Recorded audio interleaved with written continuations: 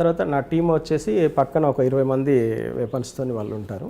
ఒక 5 minutes డిస్టెన్స్లో ఉంటారు అన్నట్టు పొలాల్లో. వీళ్ళని పికప్ చేసుకొని రాగానే ఆ టీం కలిసింది, మొత్తము ఇక టీం తీసుకొని వెళ్ళిపోయాం నడుచుకుంటే వెళ్ళిపోయి నల్లమల్ల ఫారెస్ట్లోకి వెళ్ళిన తర్వాత పోతున్న క్రమంలో నైట్ 3 hours కంటిన్యూగా వాకింగ్లో వెళ్ళాము. వెళ్ళిన తర్వాత అక్కడ ఒక దగ్గర ఆగామన్నట్టు. ఆగిన తర్వాత నేను పర్సనల్గా నాతో పాటు ఇంకొక 4 members అన్నట్టు. ఈయనకు సెక్యూరిటీగా ఉండాలనేది ఫస్ట్ వచ్చిన వ్యక్తి చాలా ముఖ్యమైన వ్యక్తి అని చెప్పారు. ఆయనకు మీరు 5 members సెక్యూరిటీగా ఉండాలి, మిగతా వాళ్ళంతా కూడా దూరం ఉండి చేయాలని చెప్పి అన్నారు. అట్లనే ఉన్నాం అన్నట్టు. అయితే అప్పుడు మంచి వెన్నెల కాస్తుంది. ఒక దగ్గర నడిచి అలసిపోయి ఒక దగ్గర ఆగిపోయాము. అయితే గణపతి నా పక్కనే ఉన్నారు. ఆయన గణపతిని వెంటనే నేను పోల్చలేకపోయాను. ఆ వెన్నెల్లో కొద్దిగా బాగా మంచిని వెలుతురు ఉంది అన్నట్టు. ఆ వెలుతురులో చూస్తే అప్పుడు మీ సాగిన ఏం లేవు, ఆయన మంచిగా బాగానే ఉన్నాడు. నాకు అనిపించింది అండి, ఈ వ్యక్తిని ఎక్కడో చూశాను అని చెప్పి అనుకుంటున్నాను అన్నట్టు. తర్వాత వెంటనే ఆయన అప్పుడు ఉన్నటువంటి కొన్ని పాత ఇమేజెస్ అవన్నీ మైండ్లోకి వచ్చేసి, ఓహో ఈయన సోన్స్ పర్సన్ అయి ఉంటాడు అని చెప్పేసి నాకు నేనుగా ఊహించుకున్నాను తప్ప ఆయనను మీరు సోన్స్ అని చెప్పి నేను అడగలేదు అన్నట్టు. తర్వాత సెక్యూరిటీ వచ్చేసి మామూలుగా ఒక ఆటో వెపన్స్ సెక్యూరిటీ అనేది అంటే కొంచెము ఫైరింగ్ పవర్ కొంచెం ఎక్కువ ఉండే వెపన్స్ ఒక డీసీఎంఓ లేకుంటే ఒక రాష్ట్ర కమిటీ నాయకుడికి ఒక్కరిద్దరు ఉంటారు, అంతే, ఎక్కువ ఉంటారు. ఒక 4-5 ఆటో వెపన్స్తోని అందరూ కమాండర్ స్థాయి వాళ్ళు సెక్యూరిటీగా ఉన్నారు అంటే ఈయన చాలా ఇంపార్టెంట్ వ్యక్తి అనేది మనకు అర్థమవుతుంది అన్నట్టు. మామూలుగా ఎవరికి వాళ్ళు అట్లా అనుకున్నారు, నేను కూడా అలాగే అనుకున్నాను. కాకపోతే నైట్ పూటనే నాకు అర్థమైపోయింది ఈయన ఎవరో కాదు, సో మా సెక్రటరీ అని చెప్పి అనుకుని అప్పుడు కొద్దిగా సీరియస్గానే ఉన్నాం. తెల్లవారులు పోతుంటే అర్థమైపోయింది అందరికీ. ఆయన కూడా చాలా ఫ్రీగా ఉంటాడు, చాలా ఫ్రీగా ఉంటాడు. ఒక 2 months మాతో ఉన్నాడు. ఆ టైంలో గణపతి గారితోనే నాకు చాలా మంచి క్లోజ్నెస్ ఏర్పడింది బాగా.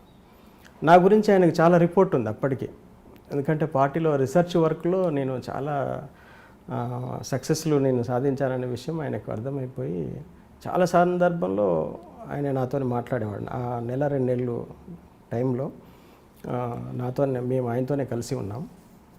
ప్రతిసారి ఆయన ఒకటే విషయం చెప్పేవాడు అన్నట్టు, అన్న నువ్వు బాగా థింక్ చేస్తావు అనే విషయం మాకు తెలుసు, అది కొత్త విషయం గురించి ఆలోచించు అది అని చెప్పేసి ఒక టాస్క్ లాగా చెప్పేవాడు అన్నట్టు. అంటే ఏంటిది కొత్త విషయం ఏంటంటే అప్పుడు దానికోసం ఒక 2 గంటలు మొత్తం పార్టీ స్టోరీ అంతా చెప్పుకుంటూ వచ్చాడు అన్నట్టు. పార్టీ ఎట్లా పుట్టింది, ఎట్లా పెరిగింది, ఎట్లా అంటే మొత్తం వెపన్స్కి సంబంధించి అన్నట్టు, ఎట్లా ప్రాబ్లమ్స్ ఎదుర్కొంటూ వచ్చింది, ఈ రోజుకున్నటువంటి మన సమస్యలు ఏంటి, ఇవన్నిటి గురించి చెప్పుకుంటూ వచ్చాడు. ఈరోజు ఇన్ని ఎన్కౌంటర్స్ ఇవన్నీ జరుగుతున్న అంటే పోలీస్తోని మనము ఫైరింగ్లో మనం ఎదుర్కోలేకపోతున్నాం. మనం చాలా నష్టాన్ని మనం చవిచూడాల్సి వస్తుంది. మన పార్టీకి చిన్న వెపన్స్తోని పెద్దగా అంత సక్సెస్ మనం సాధించలేము. పెద్ద వెపన్స్ కావాలి. పెద్ద వెపన్స్ అంటే అది తక్కువ అమ్యునిషన్తో ఎక్కువ మందిని నష్టపరిచేటువంటి వెపన్స్ కావాలి. కాబట్టి మీరు మీ మైండ్ని అంతా దాని మీద పెట్టి మీరు ఆలోచించండి. ఇప్పటివరకు చాలా మీరు రీసెర్చ్ డెవలప్మెంట్లో చాలా వెపన్స్ని డెవలప్ చేశారు. ఆ వెపన్స్తో పాటు మనకు ఇట్లా ఎక్కువగా నష్టాన్ని చేకూర్చే, శత్రువుకు ఎక్కువ నష్టాన్ని చేకూర్చేటువంటి వెపన్స్ మనకు కావాలి. దాని మీద మీరు దృష్టి పెట్టి ఆర్టిలరీ వెపన్స్ను మీరు డెవలప్ చేయండి అని చెప్పి అక్కడ నల్లమలలో చెప్పడం జరిగింది అన్నట్టు. ఇక ఆ రోజు నుంచి నేను ఆర్టిలరీ వెపన్స్ ఏమున్నాయనేది దాని మీద నేను ఆలోచించడం, చివరికి ఒక్కొక్కటి అంటే రాకెట్ లాంచర్స్ ఆలోచన అనేది అక్కడి నుంచే మొదలైంది అన్నట్టు. సార్, గణపతి గారు ఇచ్చిన ఆలోచనతో రాకెట్ లాంచర్ ఎలా తయారు చేయాలని మీరు రీసెర్చ్ చేశారు. రాకెట్ లాంచర్ ఎలా తయారు చేశారు, దాన్ని ఎలా క్రూ చేస్తున్నారు అనే విషయాన్ని చెప్పే ముందు ఇక్కడ ఒకసారి మన గణపతి గారు రిసీవ్ దగ్గర నుంచి వెళ్దాం. అక్కడ మీరు కోడ్ చెప్పారు. ఆ కోడ్ ఒకవేళ ముందే లీక్ అయ్యి పోలీసులు కానీ అదే కోడ్లో ఉంటే మరి ఏ విధంగా పరిస్థితి ఉంటుంది ఒకటి. రెండోది, మనం వెళ్తున్న దారిలో దాదాపు 3 గంటలు జర్నీ చేశారు. ఒకవేళ పోలీస్కి ఏమైనా ఇన్ఫర్మేషన్ వచ్చి వాళ్ళు రైడ్ చేస్తారనుకోండి, అటువంటి మూమెంట్ని ఏ విధంగా తప్పించుకుంటారు? జనరల్గా ఇప్పుడు మనం ఇటీవల కాలం జరుగుతున్న ఎన్కౌంటర్లు చూస్తుంటే పోలీస్కి నక్సల్స్ మధ్యన భీకర కాల్పులు, 10 మంది మావోయిస్టుల మృతి, త్రుట్లో తప్పించుకున్న అగ్రనాథలు, అసలు వీళ్ళు ఏ విధంగా ఇస్తారు, వాళ్ళు ఎక్కడ ఉంటారు, అగ్రనేతలు తప్పించుకోవడం ఏంటంటే ఒక్కొక్క అగ్రనేత ఉన్నప్పుడు చుట్టూ ఏ విధంగా సెక్యూరిటీ ఉంటుంది, అంటే ఎన్ని కిలోమీటర్ డిస్టెన్స్లో ఉంటుంది అంటే ఫస్ట్ సెంట్రీ అన్నది ఫైర్ స్టార్ట్ అవుద్ది, ఇక్కడ నుండి వీళ్ళు ఫైర్ చేస్తారు, వాళ్ళు యూ షేప్లో రౌండప్ చేస్తారు మన స్పాట్కి. ఇంత జరుగుతున్నప్పుడు కూడా పోలీసులు దాదాపు 300 మంది పోలీసులు ఉన్నప్పుడు సమయంలో కూడా అగ్రనేతలు మిస్ అవుతుంటారు. చిన్న త్రుట్లో తప్పించుకుని అగ్రనేతలు అని వాళ్ళు అనౌన్స్మెంట్ చేస్తుంటారు, మేము రాస్తుంటాం. అది వాస్తవం అంటుంటారు అసలు? సార్ ఫస్ట్ క్వశ్చన్ చెప్పండి. ఒక్కటండి, త్రుటిలో తప్పించుకోవడం అనేది చాలా సందర్భాల్లో కరెక్టే అది. ఎందుకంటే నేనున్న సందర్భంలో కూడా చాలా ఎన్కౌంటర్స్ జరిగినాయి, దాంట్లో కూడా మేము అట్లా ఎస్కేప్ అయిన సందర్భాలు ఉన్నాయి. ప్రతి ఎన్కౌంటర్లో అగ్రనాయకుడు ఉంటాడని అయితే కన్ఫామ్గా చెప్పలేమండి. ఎందుకంటే అగ్రనాయకులు ఎప్పుడు కూడా చాలా ఇంటీరియర్ ప్లేస్లో, సేఫ్ ప్లేస్లోనే ఉంటారు వాళ్ళు. దళాలు, ప్లాటన్స్ ఇవి మాత్రమే కొద్దిగా ఎడ్జ్ పాయింట్కి వచ్చేసి వెళ్ళడం పోవడం అనేది జరుగుతుంది. అంటే ఇప్పుడు ఎగ్జాంపుల్ అండి, ఒక ప్లేట్లో ఒక ఏ అనే ప్లేస్లో అగ్రనాయకులు ఉన్నారు, ఆయనకి సరౌండింగ్లో ఎన్ని ఉంటాయండి, ప్లాటన్స్ ఉంటాయి, ఎంత దూరంలో? అట్లా మనము అందులో విడిగా అంటూ ఏముండరండి.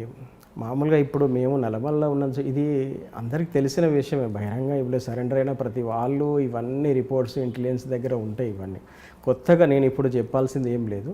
కాకపోతే ఒక విషయం ఏంటంటే అగ్రనాయకుడు అనేటప్పుడు అతను కూడా ఏంటంటే మాలాగా అన్నిటికీ సిద్ధపడే ఉంటాడు. ఏదో క్షణంలో చనిపోతామన్న ఆలోచన ప్రతి వాళ్ళకు ఉంటుంది అక్కడ. కాకపోతే ప్రతి నిత్యము దాన్నే మైండ్లో పెట్టుకొని ఉండరు. ఎస్కేప్ కావడానికి ఏం అవకాశాలు ఉన్నాయో చూసి అది వాళ్ళకు ఫస్ట్ ప్రయారిటీ వాళ్ళకి ఇస్తాం మేము. ఎస్కేప్ కావడానికి అంటే నాయకత్వాన్ని సేవ్ చేయడం ఫస్ట్ ప్రతి క్యాడర్లో కూడా అదే మేము చెప్పడం జరుగుతుంది అన్నట్టు. ప్రతి క్యాడర్ కూడా ఫస్ట్ ప్రయారిటీ లీడర్షిప్ను ఎస్కేప్ చేయాలి. అట్లా అనుకున్నప్పుడు ఏంటంటే వాళ్ళకు మంచి ఎస్కేప్ ఉన్న పాయింట్లోనే వాళ్ళకు డెన్ కానీ ఇవి కానీ అరేంజ్ చేయడము, వాళ్ళకు సెక్యూరిటీ ఏర్పాటు చేయడం అట్లా ఉంటుంది తప్ప ఇక్కడ వేరే సపరేట్గా అంటూ ఏముండదు. ఇంకొకటి లీడర్షిప్ కూడా ఏంటంటే అట్లా వాళ్ళకు సపరేట్గా డెన్స్, తర్వాత వీళ్ళకి సపరేట్ డెన్స్ అట్లా ఉండవు. వాళ్ళకు ప్రైవసీ అవసరం ఉంటుంది కొన్ని సందర్భాలు. ఎందుకంటే వాళ్ళకు కొన్ని రైటింగ్స్ కానీ లేకపోతే కొన్ని డిస్కషన్ చేసుకోవడానికి కానీ మీటింగ్స్ కానీ ఉన్నప్పుడు అట్లా సపరేట్గా ఉంటుంది. కానీ చుట్టూ కొంత డిస్టెన్స్ మెయింటైన్ చేస్తారు. ఒక్కొక్క ప్రాంతంలో ఒక్కొక్క తీరుగు ఉంటుంది. అన్ని చోట్లలో ఒక 100 గజాల డిస్టెన్స్ ఉంటారని అట్లా మనం ఏం చెప్పలేము. అంటే అక్కడ బాగోని పరిస్థితి ప్రకారం మారిపోతుంది చుట్టూ. సరే, ఇప్పుడు ఇంకొక క్వశ్చన్ మీకు అడిగానండి, ఒకవేళ మీరు అన్నట్లుగా గొడుగు పేపరు పట్టుకొని పోలీసులే కూర్చుని ఉంటే ముందుకి తెలిసి ఇన్ఫర్మేషన్ వచ్చి, మరి అది ఏ విధంగా మనం అయితే ఇక్కడ మీరు ఎస్కేప్ అవ్వడానికి? అక్కడ వాళ్ళు పట్టుకొని రారండి, ఫస్ట్ మేము పట్టుకునే ఉంటాము. మమ్మల్ని వాళ్ళు అబ్జర్వ్ చేసిన తర్వాతనే వాళ్ళు ఓకే అనుకుంటేనే హయ్యర్ లీడర్షిప్ ఎప్పుడు కూడా రోడ్ల మీద మాలకు పట్టుకొని తిరగరు అన్నట్టు. మామూలుగా వాళ్ళ కోసం వచ్చిన వాళ్ళే ఆడ నిలబడతారు. వీళ్ళు జస్ట్ అట్లా అబ్జర్వ్ చేసుకుంటూ వెళ్తారు. ఇతను మనోడే అనుకున్నప్పుడు వాళ్ళ కోట్ తీసుకొని వచ్చి కలుస్తారు. అంతేగాని మేము అబ్జర్వ్ చేయడం ఉండదు. ఫస్ట్ అట్లా ఓపెన్గా రారు వాళ్ళు. మీరు గెటప్లో ఉన్నారు, అదే విషయం పోలీస్కి లీక్ అయ్యి వాళ్ళకి మీకు 1 కిలోమీటర్ దూరంలో మీకన్నా ముందే వాళ్ళ మాట వేస్తే అది మనం మనవాడా కాదా అనేది వాళ్ళకి ఎలా తెలుసు? సరే, ఇక్కడ ఒకటి మేము నిరంతరము ప్రజల మధ్య ఉండేటోళ్ళం కాబట్టి పోలీస్ దళాలు ఎటువైపు తిరుగుతున్నాయి, వాళ్ళ మూమెంట్ ఎటు ఉంది, ఇవన్నీ చూసుకొనే మేము అపాయింట్మెంట్స్ ఫిక్స్ చేస్తాం. గుడ్డిగా ఏదో అన్ని చోట్ల చెయ్యం. అది ఈ ఏరియాలో పోలీసులు రారు అనుకున్నప్పుడు అక్కడ చేస్తారు. అట్లా ఉంటుంది. రెగ్యులర్గా మూమెంట్ ఉండే దగ్గర కాబట్టి మీకు అసలు లేకపోతే ఇన్ని రోజులు అసలు ఎట్లా వాళ్ళు ఎస్కేప్లో ఉంటారు, కష్టం. అది పోలీసులు తిరిగే రూట్స్ ఎవ్రీ మినిట్ ఇన్ఫర్మేషన్ ఏదో రకంగా వస్తూనే ఉంటుంది. అసలు ఇప్పుడు ఇంత టెక్నాలజీ పెరిగింది, కానీ టెక్నాలజీ లేనప్పుడు అంటే ఈ ఫోన్స్, సెల్ ఫోన్స్ ఇవన్నీ లేనప్పుడు కూడా ప్రతి మూమెంట్ను కూడా ప్రజలు బాగా అబ్జర్వ్ చేస్తారు. ఈజీగా ఐడెంటిఫై చేస్తారు పోలీస్ ఎవరు, అన్నలు ఎవరు అనేది చాలా ఈజీగా ఐడెంటిఫై చేస్తారు అన్నట్టు. కాబట్టి పోలీస్ మూమెంట్ ఉందంటే మాకు ఇన్ఫర్మేషన్ వస్తూనే ఉంటుంది. ఒకవేళ కనుక మేము వస్తున్న క్రమంలోనే మా రూట్ ఎక్స్పోజ్ అయితే మేము అది క్యాన్సలే చేసుకుంటాం, అక్కడి వరకు వెళ్ళాం. మేము బయలుదేరి ఇప్పుడు ఒకవేళ ఇట్లాంటి ముఖ్యమైన నాయకత్వం వస్తుంది అని అనుకున్నప్పుడు మేము ఎక్స్పోజ్ అయినామనే విషయం కొంచెం కూడా మాకు ఇన్ఫర్మేషన్ ఉన్నా కూడా ఆ రూట్ను మేము ఇక దాన్ని టచ్ కూడా చేయం. ఎందుకంటే వచ్చిన వాళ్ళు చూసుకొని వెళ్ళిపోతారు తప్ప అటువంటి చాలా సీరియస్గా ఆలోచించి చేస్తారు. కానీ ఇవాళ నాయకత్వం వాళ్ళు కూడా మావోయిస్టులు కూడా ఏంటంటే ప్రజల మధ్యనే ఉంటారు కాబట్టి ప్రజల్లో వాళ్ళు అటువంటి మెకానిజం అనేది ఉంటుంది, ఉండకుండా ఉండదు. సరే, ఇప్పుడు మీరు గణపతి గారు చెప్పినట్లుగా మీరు రాకెట్ లాంచర్ రూపకల్పనకి రంగం సిద్ధం చేశారు అంటే అక్కడే చేశారా లేదు? లేదు, నాకు గణపతి గారు టాస్క్ ఇచ్చిన తర్వాతనే దాని గురించి ఆలోచించడం అనేది జరిగిందంటే ఆయనే ఇన్స్పిరేషను. చాలా విషయాల్ని కూడా నాతోని షేర్ చేయడం జరిగింది. ఒకవేళ మేము అప్పుడు గణపతి గారిని చాలా గొప్ప నాయకుడిగా మేము ఆరాధించేవాళ్ళం. వాస్తవానికి ఏంటంటే ఆ రోజు మాకున్నటువంటి గొప్ప నాయకుడు అంటే ఆయనే కాబట్టి మేము అట్లా ఆరాధించాం. కూడా ఆయన ఉంటున్నారు కదా, అంటే ఇప్పుడు నాయకత్వం చేంజ్ అయింది. కానీ ఇప్పటికే ఆయన పేరు అయితే చిరస్థాయిగా ఉండిపోయింది. ఒకసారి ఆయన కూడా చాలా అంటే ఒకటి మనం ఉద్యమంలో ఉన్నప్పుడు ఆ ఫీలింగ్ ఏముందో అనేది నేను మీకు చెప్తున్నాను. ఇప్పుడు ఏంటనేది కాదు కానీ ఆ రోజు మా అభిప్రాయం ఏందనేది మేము చెప్తాం. ఆ రోజు మేము నాయకుడు అంటే అంత గౌరవంగా చూసేవాళ్ళం. ఎప్పుడు కూడా నాయకత్వం గురించి మేము చెడుగా ఆలోచించడం కానీ అట్లా కానీ ఉండేది కాదు. వాళ్ళను ఎందుకంటే మాకంటే ముందు నుంచి వాళ్ళు సాక్రిఫై చేయడానికి వచ్చారు, అనేక కష్టాలు నష్టాలు పడ్డారు కాబట్టి ఆ గౌరవం మేము ఇచ్చేవాళ్ళం. అట్లా గణపతి గారు అంటే నాకు చాలా గౌరవం ఉండేది. ఆయన ఇచ్చినటువంటి టాస్క్ను నేను అది నా ముఖ్యమైన టాస్క్లలో దాన్ని నేను చేర్చుకున్నాను. అప్పుడు దాకా నేను ఏంటంటే AK-47 తయారు చేయాలనేది చాలా సీరియస్గా ఉండేది, నా కోరిక, బలమైన కోరిక ఉండేది. అసలు ఆటో వెపన్ తయారు చేయాలి, అసలు అది నాకు కంపల్సరీ. నేను డెఫినెట్లీ పార్టీలో ఉంటుంటే దాన్ని ఏదో ఒకటి చేసేవాడినేమో కానీ ఆ కోరిక బలంగా ఉండేది. గణపతి గారు ఎప్పుడైతే వచ్చి ఆర్టిలరీ వెపన్స్ మనకు చాలా ఇంపార్టెంట్ అది, దాన్ని మీరు దాని మీద ఫోకస్ పెట్టండి అని చెప్పి ఆయన చెప్పిన తర్వాత నేను AK-47 లాంటి వెపన్స్ తయారు చేయడం ఆలోచన పక్కకు పెట్టేసి ఆర్టిలరీ వెపన్స్ మీద నా మైండ్ని ఫోకస్ చేయడం జరిగింది. అప్పుడు ఆర్టిలరీ వెపన్స్ ఏమున్నాయని చెప్పేసి నేను సెర్చ్ చేస్తున్న క్రమంలో చెన్నైకి నేను ఒక పని మీద వెళ్ళినప్పుడు ఈ ఆర్టిలరీ వెపన్స్ సంబంధించిన ఇన్ఫర్మేషన్ కోసము ప్రయత్నం చేద్దాం, ఏమైనా బుక్స్ ఏమైనా దొరుకుతాయేమో అని చెప్పేసి అట్లా సెర్చ్ చేయడం జరిగింది.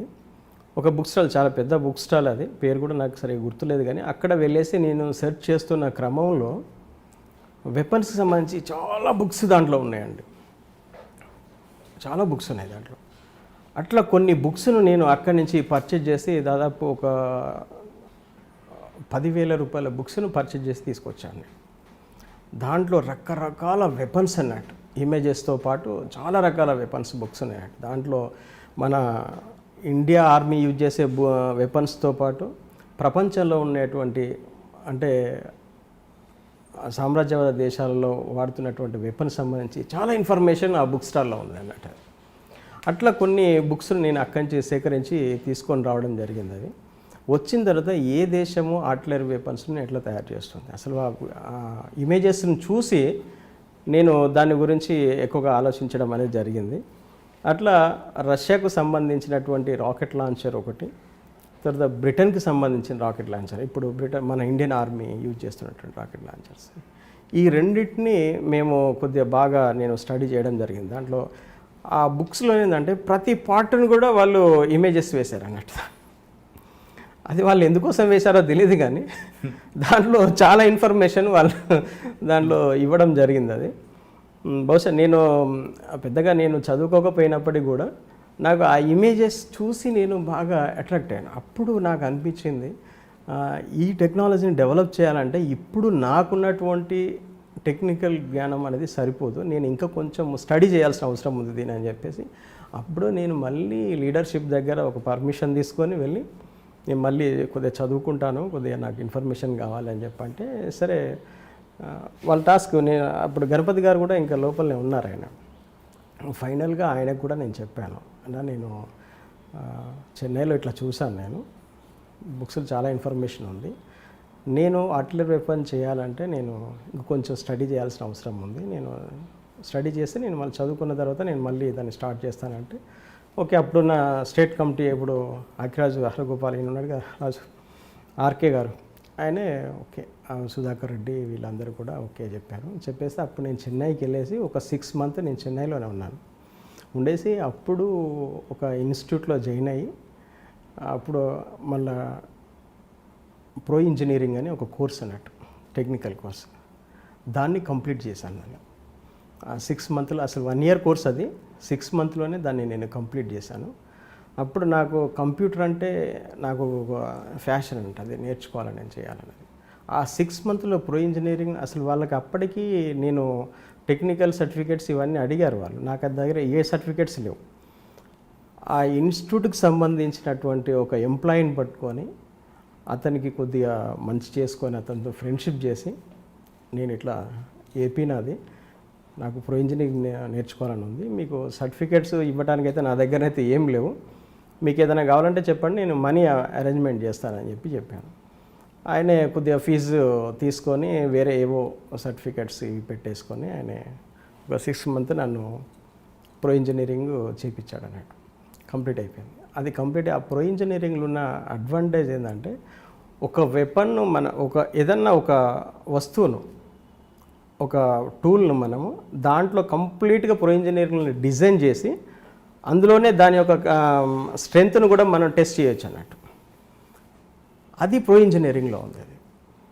అది నేను కంప్లీట్ చేసిన తర్వాత అప్పుడు నాకు చాలా ఈజీ అయిపోయింది అన్నట్టు. అప్పుడు నేను ఈ ఇమేజెస్ను చూసి, ఈ బ్రిటన్కి సంబంధించిన రాకెట్ లాంచరు, రష్యాకి సంబంధించిన రాకెట్ లాంచరు, ఈ రెండింటిని చూసి అప్పుడు ఒక ఫిగర్ అంటే ఒక అంచనాకు రావడం జరిగింది. ఈ క్రమంలో ఏమైందంటే, ఇక్కడ ఇది ప్రో ఇంజనీరింగ్ ఇదంతా నేర్చుకున్నాను, డిజైనింగ్ వర్క్ ఇదంతా నడుస్తుంది. ఈ క్రమంలో మా పార్టీలో ఏంటంటే, ఒరిస్సా ఏరియాలో రాకెట్ లాంచర్ను టెస్ట్ చేయాలి, అక్కడ ఒక టీం పనిచేస్తుంది, ఒకసారి వాళ్ళతో ఇంటరాక్ట్ అవ్వమని చెప్పేసి సెంట్రల్ కమిటీ నుంచి ఒక వర్తమానం వచ్చింది అన్నట్టు. సరే, నేను అక్కడికి వెళ్ళాను, నేను ఒరిస్సాకి వెళ్ళాను. ఒరిస్సాకి వెళ్తే ఒరిస్సాలో ఒక టీం ఆల్రెడీ వాళ్ళు ఒక ప్రయత్నం అని చేస్తున్నారు. ఆయన చేసే అతను మా గురువు గారు అన్నట్టు. వెపన్స్ మేము జబల్పూర్లో పనిచేసినప్పుడు నా గురువే ఆయన అక్కడ దాని గురించి పనిచేస్తున్నాడు. ఆయన పనిచేస్తూ ఒక ప్రయత్నం అనేది వాళ్ళు అప్పటి నుంచే ప్రయత్నంలో ఉన్నారు, కాకపోతే అవి సక్సెస్ కాలేదన్నట్టు. తర్వాత నేను ఆల్రెడీ దాని మీద అప్పటికే నేను కొంత వర్క్ చేసి ఉన్నాను కాబట్టి ఆడికి వెళ్ళేసి నాకున్నటువంటి నాలెడ్జ్ని అక్కడ కొద్దిగా ఇంప్లిమెంటేషన్ చేసి అక్కడ ఒక టెస్ట్ చేస్తే అది ఎక్సలెంట్గా ఫ్లయింగ్ అయితే చేయగలిగాం. అది అందులో ప్రొపెలెంట్ ఇవన్నీ నింపేసి. ఎక్కడ చేశారంటే ఒరిస్సాలో అది మల్కనగిరి డిస్టిక్లో చేసాం. మల్కనగిరి డిస్టిక్లో ఫస్ట్ టెస్ట్ చేసాం. అక్కడ టెస్ట్ చేసిన తర్వాత దానికి కూడా వెపన్స్ ఇవన్నీ కూడా మ్యానుఫ్యాక్చరింగ్ నేను బయటనే చేసుకొని వెళ్ళాను అన్నట్టు. అంటే దానికి కావాల్సిన పైప్స్ ఇవన్నీ కూడా బయటనే తయారు చేసుకొని వెళ్ళేసి అక్కడ టెస్ట్ చేసాం. ఈ టెస్ట్ చేసిన తర్వాత అది కొంచెం ఎక్స్పోజ్ అయింది. అక్కడ ఎక్స్పోజ్ అయిన తర్వాత అప్పుడు పెట్రోలింగ్ టీమ్స్ స్టార్ట్ అయినాయి అన్నట్టు. ఎక్స్పోజ్ అయిందని ఏవో టెస్టులు చేస్తున్నారు ఇక్కడ అని చెప్పేసి మేము అక్కడి నుంచి కొద్దిగా బయటికి వెళ్ళాము. పోలీస్ టీం అంతా వచ్చేసి ఆ ఏరియా అంతా సెర్చ్ చేశారు. అయితే అక్కడ ఒక పెద్ద ఎన్కౌంటర్ జరగాల్సింది, ఆ ఎస్కేప్ అయి మేము బయటకు వచ్చేసాం. అది మీ మల్కన్గిరిలో తప్పించుకున్నాను. తర్వాత మళ్ళీ రెండోసారి మళ్ళీ నేను ఒక నెల రోజుల తర్వాత అక్కడ టెస్ట్ చేశాం కదా, మళ్ళీ నేను బయటకు వచ్చేసాను అన్నట్టు. బయటికి వచ్చేసి ఆ టెస్ట్లు వాళ్ళకి ఏంటంటే అక్కడ ఉన్నటువంటి దేశీయ పరిజ్ఞానం అంటాం కదా మనము, లోకల్ టెక్నాలజీతోనే వాళ్ళు అది ఉపయోగించి చేయడం జరిగింది. నేను కొన్నటువంటి కొన్ని బుక్స్లలో టిప్పు సుల్తాను సంబంధించిన ఒక రాకెట్ లాంచర్ టెక్నాలజీ అప్పుడు ఆయన యూజ్ చేశాడు. ఆయన ఆ బుక్ కూడా ఉంది దాంట్లో. దాన్ని మళ్ళీ మేము అక్కడ స్టడీ చేసాం. టిప్పు సుల్తాను ఆ టైంలో ఎట్లా రాకెట్స్ను ఇది చేశాడు. అప్పుడు రాకెట్ అని ఆయనకు తెలియకపోవచ్చు, కానీ ఆ టెక్నాలజీని వాళ్ళు ఉపయోగించారన్నట్టు. ఉపయోగించి వాళ్ళు తయారు చేయడం జరిగింది. దాంట్లో గన్ పౌడరు ప్రొపెల్లెంట్గా ఎట్లా ఉపయోగించాలనేది దాంట్లో ఆ బుక్లో రాసి ఉంది. లోకల్గా ఎట్లా తయారు చేయాలి, దాన్ని ఏ పర్సంటేజ్లో ఏది కలపాలనేది దాంట్లో ఆ బుక్లో ఉందన్నట్టు. ఆ పుస్తకంలో ఉన్న ఇన్ఫర్మేషన్ను మేము యాస్టీస్గా అక్కడ ఒరిస్సాలో ఇంప్లిమెంటేషన్ చేసి చూసి దానికి తర్వాత మా గురువు ఎవరైతే ఉన్నారో అక్కడ ఆయనకు కొంత ఎలక్ట్రానిక్ దాని మీద, ఈ మన రసాయనిక శాస్త్రం మీద ఆయన కొద్దిగా బాగా గ్రిప్ ఉంది, కెమికల్స్ మీద. ఆయన కొంత ఎక్స్పెరిమెంట్ దాని మీద చేసి ఆ ప్రొపెల్లెంట్ తయారు చేయట్లో ఆయన. సార్, మీరు మల్కన్గిరిలో చేస్తున్నప్పుడు ఎక్స్పోజ్ అయిపోయారు, పోలీసులు రౌండ్ అప్ చేశారు, మీరు ఎస్కేప్ అయినా అక్కడ అయ్యారు కదా. మరి ఎక్స్పోజ్ అయిన తర్వాత మళ్ళీ ఇంకోసారి చేస్తున్నప్పుడు అక్కడ పోలీసు మరి అలర్ట్ అవ్వలేదా? అక్కడ అంతగా ఒకసారి అయినామంటే మళ్ళీ వేరే ప్లేస్కి వెళ్తాం కదండి. అప్పుడు రెండోసారి ఎక్కడ చేశారు? అది మళ్ళీ మల్కన్గిరి అక్కడే. అవునండి, ఒకసారి జిల్లాలో ఎక్స్పోజ్ అయిన తర్వాత మూమెంట్ ఉంది అని తెలుసుకున్న పోలీసులు వాళ్ళు అంటే ఇంత క్లియర్ ఇన్ఫర్మేషన్ లేదు వాళ్ళకు. ఏదో మొత్తానికి అయితే జరుగుతుంది ఇక్కడ అనేది ఉంది తప్ప ఇంత క్లియర్గా వీళ్ళు రాకెట్ లాంచర్ను టెస్ట్ చేస్తున్నారు అనేది ఐడియా అసలు డిపార్ట్మెంట్ లేదు. వాళ్ళ ఐడియా ఎప్పటికీ ఏముందంటే దేని మీద ఎక్కడ రైడ్ చేస్తారో ఆ రైడ్ చేయడానికి కావాల్సిన రిహార్సల్స్ ఉంటాయి కదా, అటువంటిది ఏదో చేస్తున్నారని చెప్పి అనుకున్నారు తప్ప ఈ ఎక్స్పెరిమెంట్స్ చేస్తున్నారనేది వాళ్ళకు ఉండదు. ఎందుకంటే అప్పటిదాకా మావోయిస్ట్ పార్టీకి ఒక టెక్నికల్ వింగ్ ఉందనే ఐడియా ఉంది తప్ప ఈ రీసెర్చ్లలో ఇట్లా కూడా చేస్తారు అనే ఐడియా అప్పుడు డిపార్ట్మెంట్కి ఏ ఇంటెలిజెన్స్కి లేదు, అది లేదు. కాబట్టి ఆ థాట్ వాళ్ళకి లేదు. వాళ్ళు ఏమనుకుంటారు, ఇక్కడ ఒక క్యాంప్ వేశారు ఏదో చేస్తున్నారంటే ఏదో రైడ్ చేయడానికి రిహార్సల్ చేస్తున్నారేమో అనేది ఉంటుంది వాళ్ళకు, అట్లనే అనుకున్నారు. సరే నేను మళ్ళీ దానిలో అక్కడి నుంచి ఎస్కేప్ అయి బయటికి వెళ్ళిన తర్వాత మళ్ళీ నేను చెన్నై ఎలాగయ్యారండి చెప్పగలరా? మామూలుగా ఎస్కేప్ అంటే ఏమైతే ఫైరింగ్ చేసుకుంటూ అక్కడ ఇంకా ఫైరింగ్ చేసే అంత ఇది కూడా ఏం లేదు, ఎందుకంటే వాళ్ళు వస్తున్నారనే ఇన్ఫర్మేషన్ మాకు ముందే వచ్చింది. అక్కడి నుంచి మేము బయటికి వచ్చేసాం అంతే. ఆ ఏరియాకి వస్తే మా అన్నీ అక్కడ కొన్ని కిట్ బ్యాగులు అవన్నీ దొరికినాయి, వాళ్ళు సపరేట్గా తీసుకొని వెళ్ళిపోయారు వాళ్ళు. తర్వాత మళ్ళీ ఒక 1 month తర్వాత నేను బయటికి వెళ్ళేసి మళ్ళీ తిరిగి వచ్చినాం. తిరిగి వచ్చి ఒక క్యాంపులో ఇంకా మళ్ళీ ఎక్స్పెరిమెంట్స్ మళ్ళీ చేస్తున్నాం అన్నట్టు. అప్పటికే ఆ క్యాంపు కొద్దిగా అంత ఎక్స్పోజ్ అయ్యి ఉంది, అప్పటికి ఎక్స్పోజ్ అయ్యి ఉంది. అక్కడ దాకా లోపల ఇంటీరియర్లో అన్నట్టు, అంటే మల్కన్గిరికి దగ్గరగానే ఉంటుంది, ఏపీ బార్డర్కు దూరం ఉంటుంది, ఎర్రగుమ్మి అనే ప్రాంతం అన్నట్టు. అదే ఇప్పుడు మీరు సీలేరు ఆ రూట్లో వస్తుంటారా? సీలేరు నుంచి అట్లా వెళ్ళిపోతుంటాం. సీలేరు మన సీలేరు డౌన్లో జెన్కో గెస్ట్ హౌస్, ఆ పుట్టి, రాజమండ్రి అట్లా వెళ్ళిపోతుంది. అక్కడికి అట్లా లోపలికి వెళ్ళిన తర్వాత ఇంటీరియర్ చాలా లోపలికి వెళ్ళిన తర్వాత అక్కడ మేము క్యాంప్ పెట్టి స్టార్ట్ చేసాం. మళ్ళీ అక్కడ కూడా ఎక్స్పెరిమెంట్ మేము మళ్ళీ స్టార్ట్ చేసాం అన్నట్టు. ఇప్పటికి ఏంటంటే కొంత టెక్నాలజీ కొంత ఇంప్రూవ్ చేసాం, ఎలక్ట్రికల్ షార్ట్తోని అది ఫైర్ చేసే విధంగా దాన్ని కొంచెం అక్కడ డెవలప్ చేసాం అన్నట్టు. డెవలప్ చేసేసి దాంట్లో మా గురువు గారు ఆయన అక్కడే ఉన్నాడు, ఆయన ఉండేసి కొద్దిగా చాలా ఆయనకున్న జ్ఞానాన్ని బాగా అక్కడ ఇచ్చేయడం జరిగింది.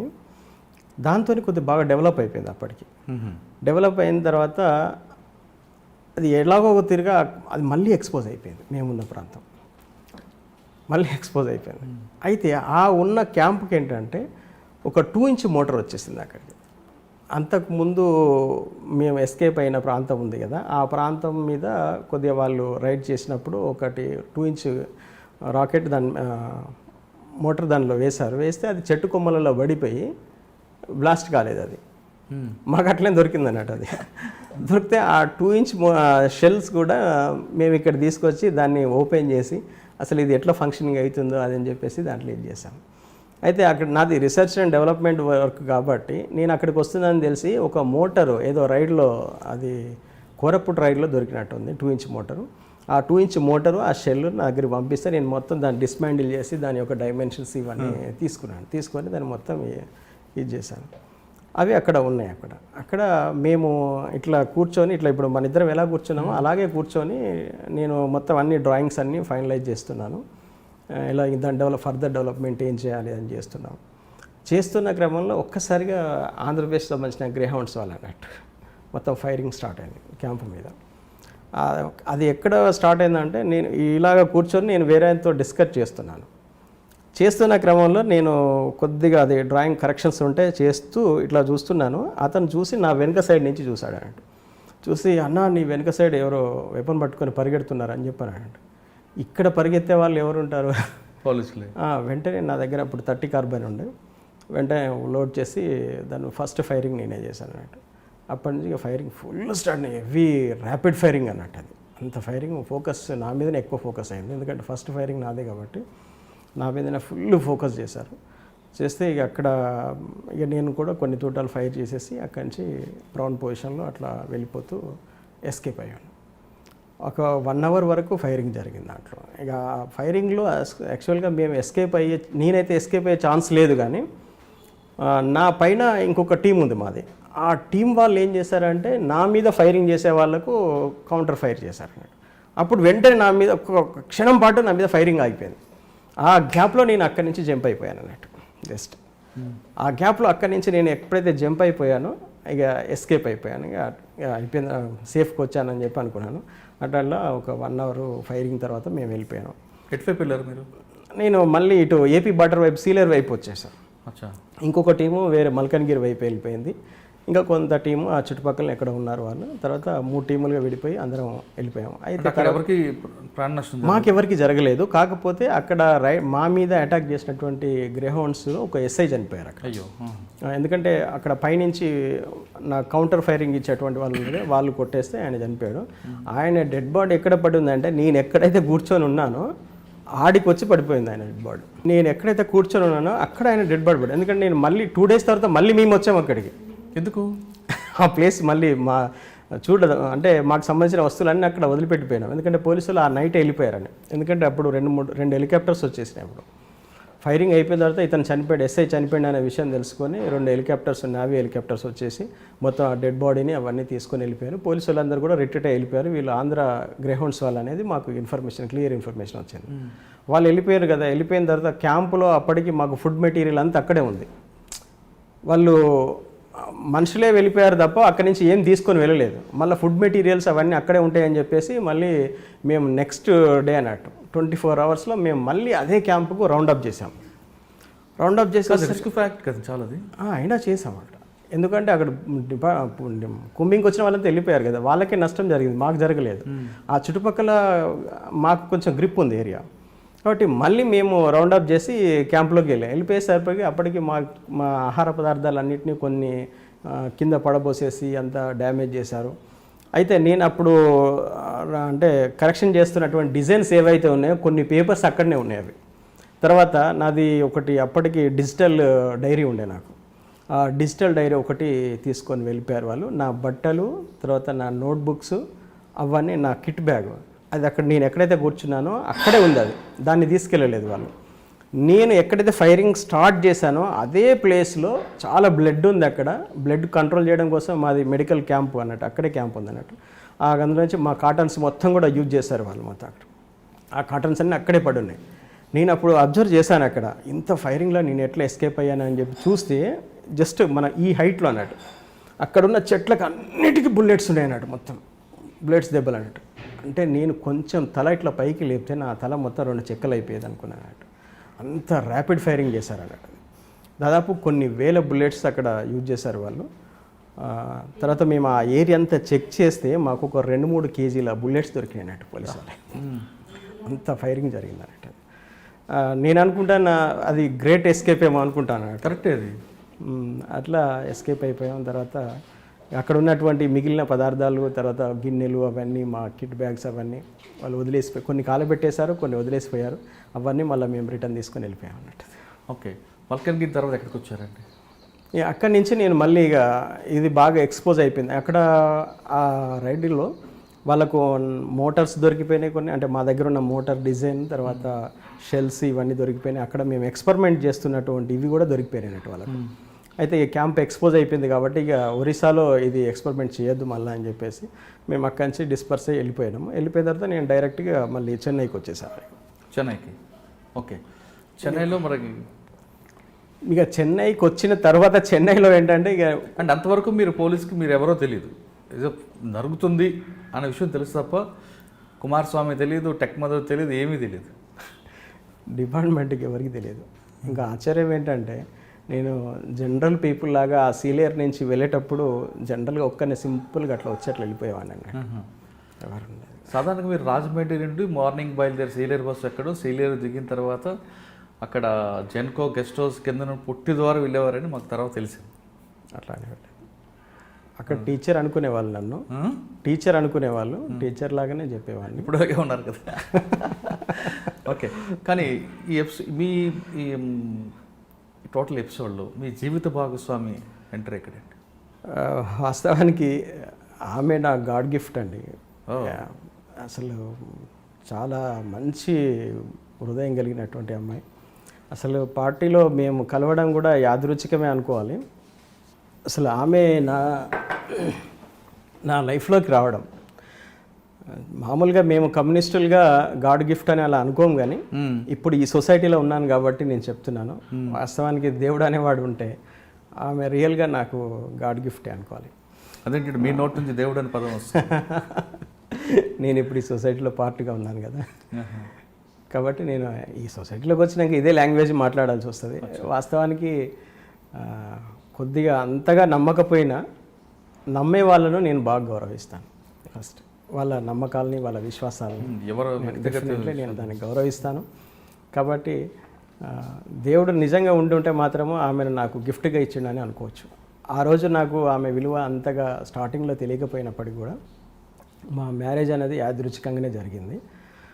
నేను ఒకటి క్యాంపు అంటే మ్యానుఫ్యాక్చరింగ్ క్యాంప్, అసెంబ్లింగ్ క్యాంపు పెట్టినప్పుడు అందులో సెక్యూరిటీ కోసం వచ్చాను అన్నట్టు టీం. ఎక్కడ చెన్నైలో? లేదు, నల్లమల ఫారెస్ట్లో. సెక్యూరిటీ కోసం వచ్చినప్పుడు మాకు కొంత టెక్నికల్ వర్క్, ఫైలింగ్ చేసేటి, మా డ్రిల్లింగ్ వేసే పనులు ఇవన్నీ ఉంటాయి అన్నట్టు. ఒక 2-3 మేము ఆ సెక్యూరిటీ కోసం వచ్చినటువంటి టీముల నుంచి కావాలని చెప్పి అడిగాము. అట్లా ఈ అమ్మాయి అందులోకి మా టీంలో పనిచేయడం కోసం పంపించారు అన్నట్టు. పంపించారు. నాకు అంటే ఆమె మీద నాకు ఎట్లాంటి ఒపీనియన్ కానీ ఇది కానీ ఏం లేదు. ఎందుకంటే ఒక తోటి కామ్రేడ్ అని పిలుస్తాము, సహచరురాలు. అట్లానే మేము అనుకొని ఆమెను అట్లనే ట్రీట్ చేసాము. ఈ క్రమంలో ఏంటంటే ఆమె వర్క్ బాగా చేసేది అన్నట్టు, చాలా కష్టపడేటువంటి. ఆవిడ ఉద్యమం వైపు రావడానికి గల కారణం ఏంటంటే, ఆమె ఉద్యమంలోకి రావడానికి వాళ్ళ చిన్నప్పుడే వాళ్ళ ఇంట్లో పెళ్లి చేయాలని ప్రపోజల్స్ వచ్చినాయి అన్నట్టు. ఆమె ప్రకాశం జిల్లా, ప్రకాశం డిస్టిక్ పేర్నమెట్ట ఆమెది. అక్కడ పార్టీ ఆడ ఉన్నప్పుడు ఏంటంటే కొన్ని ఇండ్లు వేపియడం అనేది జరిగింది వాళ్ళ ఊర్లో. అట్లా ఆమె కొంచెం ఆ పాటలకు దానికి అట్రాక్ట్ అయిపోయి కేఎన్పిఎస్ అనే దాంట్లో ఆమె సభ్యురాలుగా ఉందన్నట్టు. ఓకే, కేఎన్పిఎస్లో సభ్యురాలుగా ఉండి ఆమె ఆ పాటలతో అట్లా ఇన్స్పైర్ అయి ఉంది. అయితే వాళ్ళ ఇంట్లో ఏంటంటే ఈమె కేఎన్పిఎస్తో తిరుగుతూ ఉంది, తొందరగా పెళ్లి చేస్తే బాగుండు అని చెప్పేసి వాళ్ళ ఇంట్లో పెళ్లి సంబంధాలు చూస్తున్నారు. ఆ పెళ్లి నుంచి ఎస్కేప్ కావడం కోసము అక్కడ కేఎన్పిఎస్లతో మాట్లాడితే, అమ్మ ఇక్కడ ఉంటే నీకు పెళ్లి చేస్తారు, ఒక 1-2 రోజులు, 1-2 నెలలు నువ్వు దళంలోకి వెళ్ళేసి తిరిగేసి మళ్ళీ వచ్చేసాయి అని చెప్పేసి అట్లా దళంలోకి పంపించారు, దోర్నాల దళంలోకి పంపించారు ఆమె. ఆ దోర్నాల దళంలో ఉన్నప్పుడు ఏమంటే ఒక 2 నెలల తర్వాత ఈమెను తిరిగి వెళ్ళిపోతామంటే నేను వెళ్ళను, ఇంకా కొద్ది రోజులు ఇక్కడే ఉంటాను అన్నట్టు. అలా ఉన్న తర్వాత ఆమెకు ఒక డ్రెస్సు, వెపన్ ఇవన్నీ ఇచ్చారు. ఇస్తే ఆ డ్రెస్సు, వెపన్ అవన్నీ వేసుకున్న తర్వాత ఆమెకు ఇంటికి పోవాలనే ఆలోచన రాలేదన్నట్టు మళ్ళీ. ఎందుకంటే అంతకుముందు సివిల్గా ఉండేవాళ్ళు.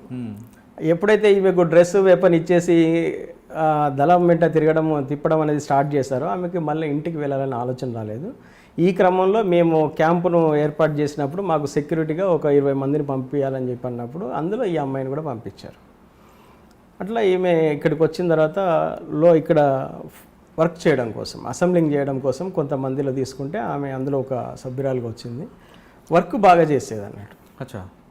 అట్లా ఇంట్రెస్ట్, ఆ అమ్మాయికి ఇంట్రెస్ట్ చూశాను. అయితే కొంతమందికి ఏంటంటే మాకు నల్లమలలో మేము వర్క్ చేసేటప్పుడు మాకు అంటే హెల్ప్ చేయడం కోసం కొంతమంది సభ్యులను పర్మనెంట్గా తీసుకోవాలనే ఆలోచన మాకుందన్నట్టు. అట్లా ఉన్నప్పుడు ఏంటంటే ఎవరెవరిని తీసుకుందాము ఏంటిది అని అనుకున్నప్పుడు అప్పుడు లీడర్షిప్ ఉంది, అక్కడ నాయకత్వం ఉంది. నాయకత్వానికి ఇన్ఫామ్ చేశాము, ఇట్లా మాకు కొంతమంది కావాలన్నప్పుడు అట్లా ఒక 4-5 ఒక 4-5 మెంబర్స్ని సెలెక్ట్ చేశారు. అయితే అప్పటికి నాకు మ్యారేజ్ ఏమి అవ్వలేదు. అయితే అక్కడ ఉన్నటువంటి డిస్ట్రిక్ట్ కమిటీ, స్టేట్ కమిటీ వాళ్ళు ఏమున్నాయంటే, అన్న నువ్వు ఎట్లా మ్యారేజ్ చేసుకోలేదు కాబట్టి మేము ఒక అమ్మాయిని ప్రపోజ్ చేస్తాము, ఆ అమ్మాయిని ఒకవేళ నువ్వు ఇష్టపడితే మేము ఆ అమ్మాయిని కూడా ఈ టీంలోకి పంపిస్తామని చెప్పేసి అన్నారంట. అట్లా వాళ్ళు ప్రపోజ్ చేశారు, చేసేసి ఆ అమ్మాయిని మా టీంలోకి పంపించడం, మేమిద్దరము పెళ్లి చేసుకోవడం అనేది జరిగిపోయింది. అదే క్యాంప్లో మాకు ఇద్దరికి మ్యారేజ్ చేశారు. అట్లా అయిపోయింది.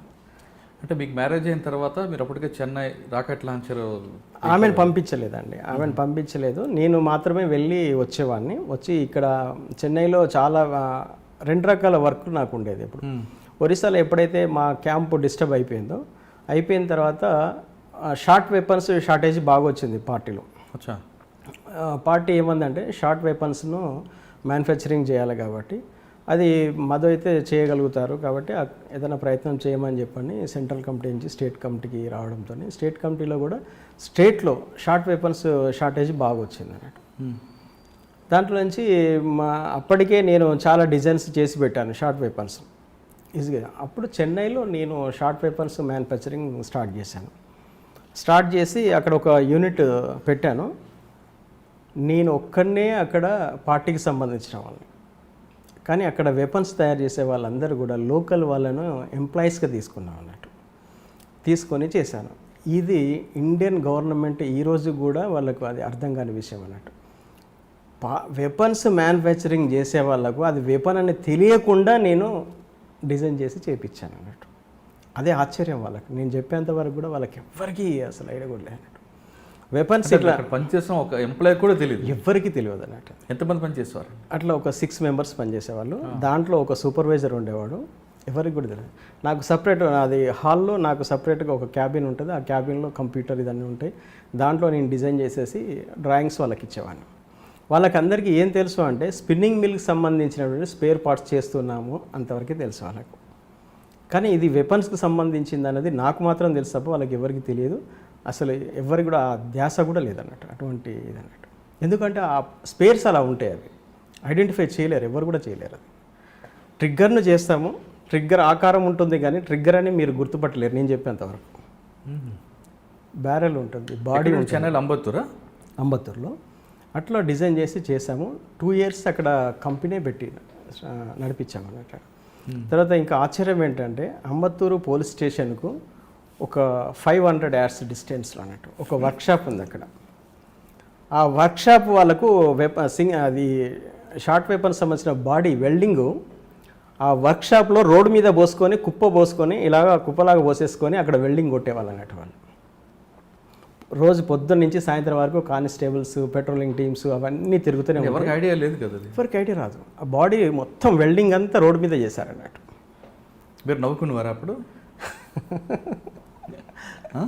చాలా అంటే కొద్దిగా ఆశ్చర్యం అనిపించేది. అంటే వీళ్ళకు అంటే అప్పుడు నాకు గర్వం కూడా అనిపించేది. అంటే నా ఆలోచన ఎదటి వాడికి అర్థం కాకుండా ఉందంటే నేను సక్సెస్ అయ్యానని చెప్పేసి నాకు గర్వంగా ఉండేది అన్నట్టు. అట్లా చేయించాను, రోడ్డు మీద చేసి చేయడం అనేది నాకు ఆశ్చర్యం. ఇంకోటి ఏంటంటే 12 bore bullets back side cups నేను చెన్నైలో అవి తయారు చేయించాను అన్నట్టు. అది కూడా రోడ్డు మీదనే ఉంటుంది. కొన్ని 5,000 బుల్లెట్స్కి సంబంధించిన బ్యాక్ క్యాప్స్ ఒక ప్రెస్లో నేను తయారు చేయించాను అక్కడ, జాబ్ వర్క్ ఇచ్చి. ఇది చాలా అది ఎవరు నమ్మని విషయం. అప్పుడు చెన్నైలో క్యూబ్ బ్రాంచ్ అని ఒక వింగ్ ఉండేది, చాలా ఫాస్ట్గా యాక్ట్ చేసేవారండి వాళ్ళు. క్యూబ్ బ్రాంచ్ అనేది రాకెట్ లాంచర్ వదిలిపోయి తెలిసిన తర్వాత వాళ్ళు స్టార్ట్ అయ్యారు. కానీ అంతకుముందు చెన్నైలో వచ్చేసి ఇలా మ్యానుఫ్యాక్చరింగ్ యూనిట్ పెట్టి చేస్తారు అనే ఆలోచన ఎవరికీ లేదు అసలు. మేమంతా యాక్టివిటీ బయట అటు మహారాష్ట్ర అటు సైడ్ చేస్తామనే ఉంటుంది తప్ప చెన్నైలో పెట్టి చేస్తామనేది డిపార్ట్మెంట్కి ఎవరికి ఐడియా లేదు. తర్వాత ఒకటి ఏంటంటే ఆ 5,000 క్యాటరేజెస్ సంబంధించిన బ్యాక్ క్యాప్స్ ఆడ చేయడం అనేది కొంచెం జనరల్ నాలెడ్జ్ ఉన్న వాళ్ళు ఆలోచిస్తే 100% వాళ్ళకి అది అర్థమవుతుంది. కానీ వాళ్ళకి అది కూడా అర్థం కాకుండా మొత్తం దాన్ని తయారు చేయించామన్నట్టు. అది తర్వాత నేను సరెండర్ అయిన తర్వాత డిపార్ట్మెంట్కి ఇలా అని చెప్పేస్తే వాళ్ళు చాలా ఆశ్చర్యపోయారు అన్నట్టు. క్యూ బ్రాంచ్ వాళ్ళైతే ఇంకా మరీ ఎక్కువ ఆశ్చర్యపోయారు. ఎందుకంటే వాళ్ళు అంబత్తూరు పోలీస్ స్టేషన్ దగ్గరనే వెల్డింగ్లు చేశాం కదా వెపన్ సంబంధించి. కానీ వాళ్ళు క్యూ బ్రాంచ్ వాళ్ళు కూడా అంటే వాళ్ళకి ఎందుకు ఉంటుంది, ఏదైనా ఇన్ఫర్మేషన్ ఉంటే ఉంటుంది వాళ్ళకు. ఇది చాలా హైలీ కాన్ఫిడెన్షియల్ వర్క్ కదా. ఈ పార్టీలో కూడా అందరికీ తెలియదు. ఇది కింది క్యాడర్కి అసలు తెలిసే అవకాశం ఉండదు. మేము ఎక్కడికి పోతున్నాం, ఏం చేస్తున్నాం అని తెలుసు. సార్ రాకెట్ లాంచ్ తయారు చేశారు అంటే స్పేర్ పార్ట్లు పంపించడం, ట్రాన్స్పోర్ట్ చేయడం, అక్కడ అసెంబ్లింగ్ నల్లమలలో మీరు అది ఆ వర్క్ తీసుకున్నారు. ఇక్కడ మీరు 6 ఎంప్లాయీస్తో ఎక్విప్మెంట్ చేసుకున్న మీరు ఇంకొక నెట్వర్క్ వాడారండి. విజయవాడ, గూడూరు, గుడివాడ ప్రాంతాల్లో అక్కడ మీకున్న నెట్వర్క్తో ట్రాన్స్పోర్టింగ్ ఏ విధంగా తీసుకొచ్చేవారు? ఆ నెట్వర్క్ అసలు ఇంకా ఎక్సలెంట్ వర్క్ కదండి అది. నాకున్న మీరు ఎస్ఆర్ఎంటీ, క్రాంతి అన్ని ట్రాన్స్పోర్ట్లో వాడేశారు. ఒకటి ఏంటంటే స్టేట్ కమిటీలో నాకు మంచి ఎంకరేజ్మెంట్ ఉండేది. అంటే వాళ్ళు ఏంటంటే నా మీదనే పూర్తిగా డిపెండ్ అయి ఉంది. నేను చెప్పే ప్రతి ఆలోచన కూడా వాళ్ళు ఎప్పుడు కూడా దాన్ని ఇది చేసేవాళ్ళు కాదు. అయితే ఇక్కడ నా ఉద్దేశం ఏముండేదంటే ఉద్యమానికి మనం ఎంత చేసినా సింగిల్ హ్యాండ్తోనే మనం చేస్తాం. ప్రజలు బయట చేసేవాళ్ళు చాలామంది ఉన్నారు. కొంత టెక్నికల్ జ్ఞానం కనుక మనము ఉపయోగించి ఎదుటివాడికి అర్థం కాకుండా చేయగలిగితే 90% వర్క్ మనం బయట చేయించగలుగుతామనే ఆలోచన నాకు బలంగా ఉండేది అన్నట్టు. ఇది నా ఓన్గా నాకున్నటువంటి ఆలోచన ఇది. అప్పుడు లీడర్షిప్ కూడా దాన్ని యాక్సెప్ట్ చేశారు. సరే జాగ్రత్తగా చేయండి, ఎందుకంటే వాళ్ళకి వేరే ఆల్టర్నేటివ్ లేదు, మనకు వేరే ఆల్టర్నేటివ్ కూడా లేదు. కాబట్టి కొంత రిస్క్ తీసుకొని చేద్దామనే దాంట్లో వాళ్ళు కూడా ఫీల్ అయ్యారు, తీసుకున్నాం అది. సార్, చెన్నైలో మెటీరియల్ ఒక నెట్వర్క్ ద్వారా ట్రాన్స్పోర్ట్ ద్వారా పంపడం, ఆ ఎపిసోడ్ గురించి చెప్పండి సార్. సరే, ఇది మాకేంటంటే ఇప్పటివరకు పార్టీకి మా సొంత కొరియర్ నెట్వర్క్ ఉండేది. పోలీస్కి ఏముండేదంటే వీళ్ళ నెట్వర్క్ నుంచే వీళ్ళు చేస్తారనేది చాలా వాళ్ళకు దృష్టి అంతా అక్కడే ఉంది. నాకేంటంటే ఎవరు ఆలోచించింది మనం ఆలోచించాలి, అంటే ఆలోచన విధానంలో కూడా ఒక సృజనాత్మకత ఉండాలనేది నా ఒక ఇది. సరే, ఇప్పటివరకు అంటే ట్రాన్స్పోర్టేషన్ ఎలా జరిగింది ఏంటిది, డిపార్ట్మెంట్కు ఉన్న ఇన్ఫర్మేషన్, అంటే నాకంటే ముందు చాలామంది సరెండర్ అయిపోయి వాళ్ళకు ఇన్ఫర్మేషన్ చెప్పి ఉంటారు. ఆ నెట్వర్క్లో మనం చేయకూడదు, మనకంటూ అంతకంటే భిన్నమైనటువంటి నెట్వర్క్లో మనం చేయాలి. పార్టీలో ఉన్నటువంటి క్యాడర్ కూడా ఇలా చేస్తామనే ఆలోచన కూడా వాళ్ళకు ఉండొద్దు, వాళ్ళకు అటువంటి నెట్వర్క్ను క్రియేట్ చేయాలి అని చెప్పేసి ఒక ఆలోచన ఉండేది అన్నట్టు. అట్లా అనుకున్నప్పుడు ఏం చేద్దాం, ఎలా చేద్దాం,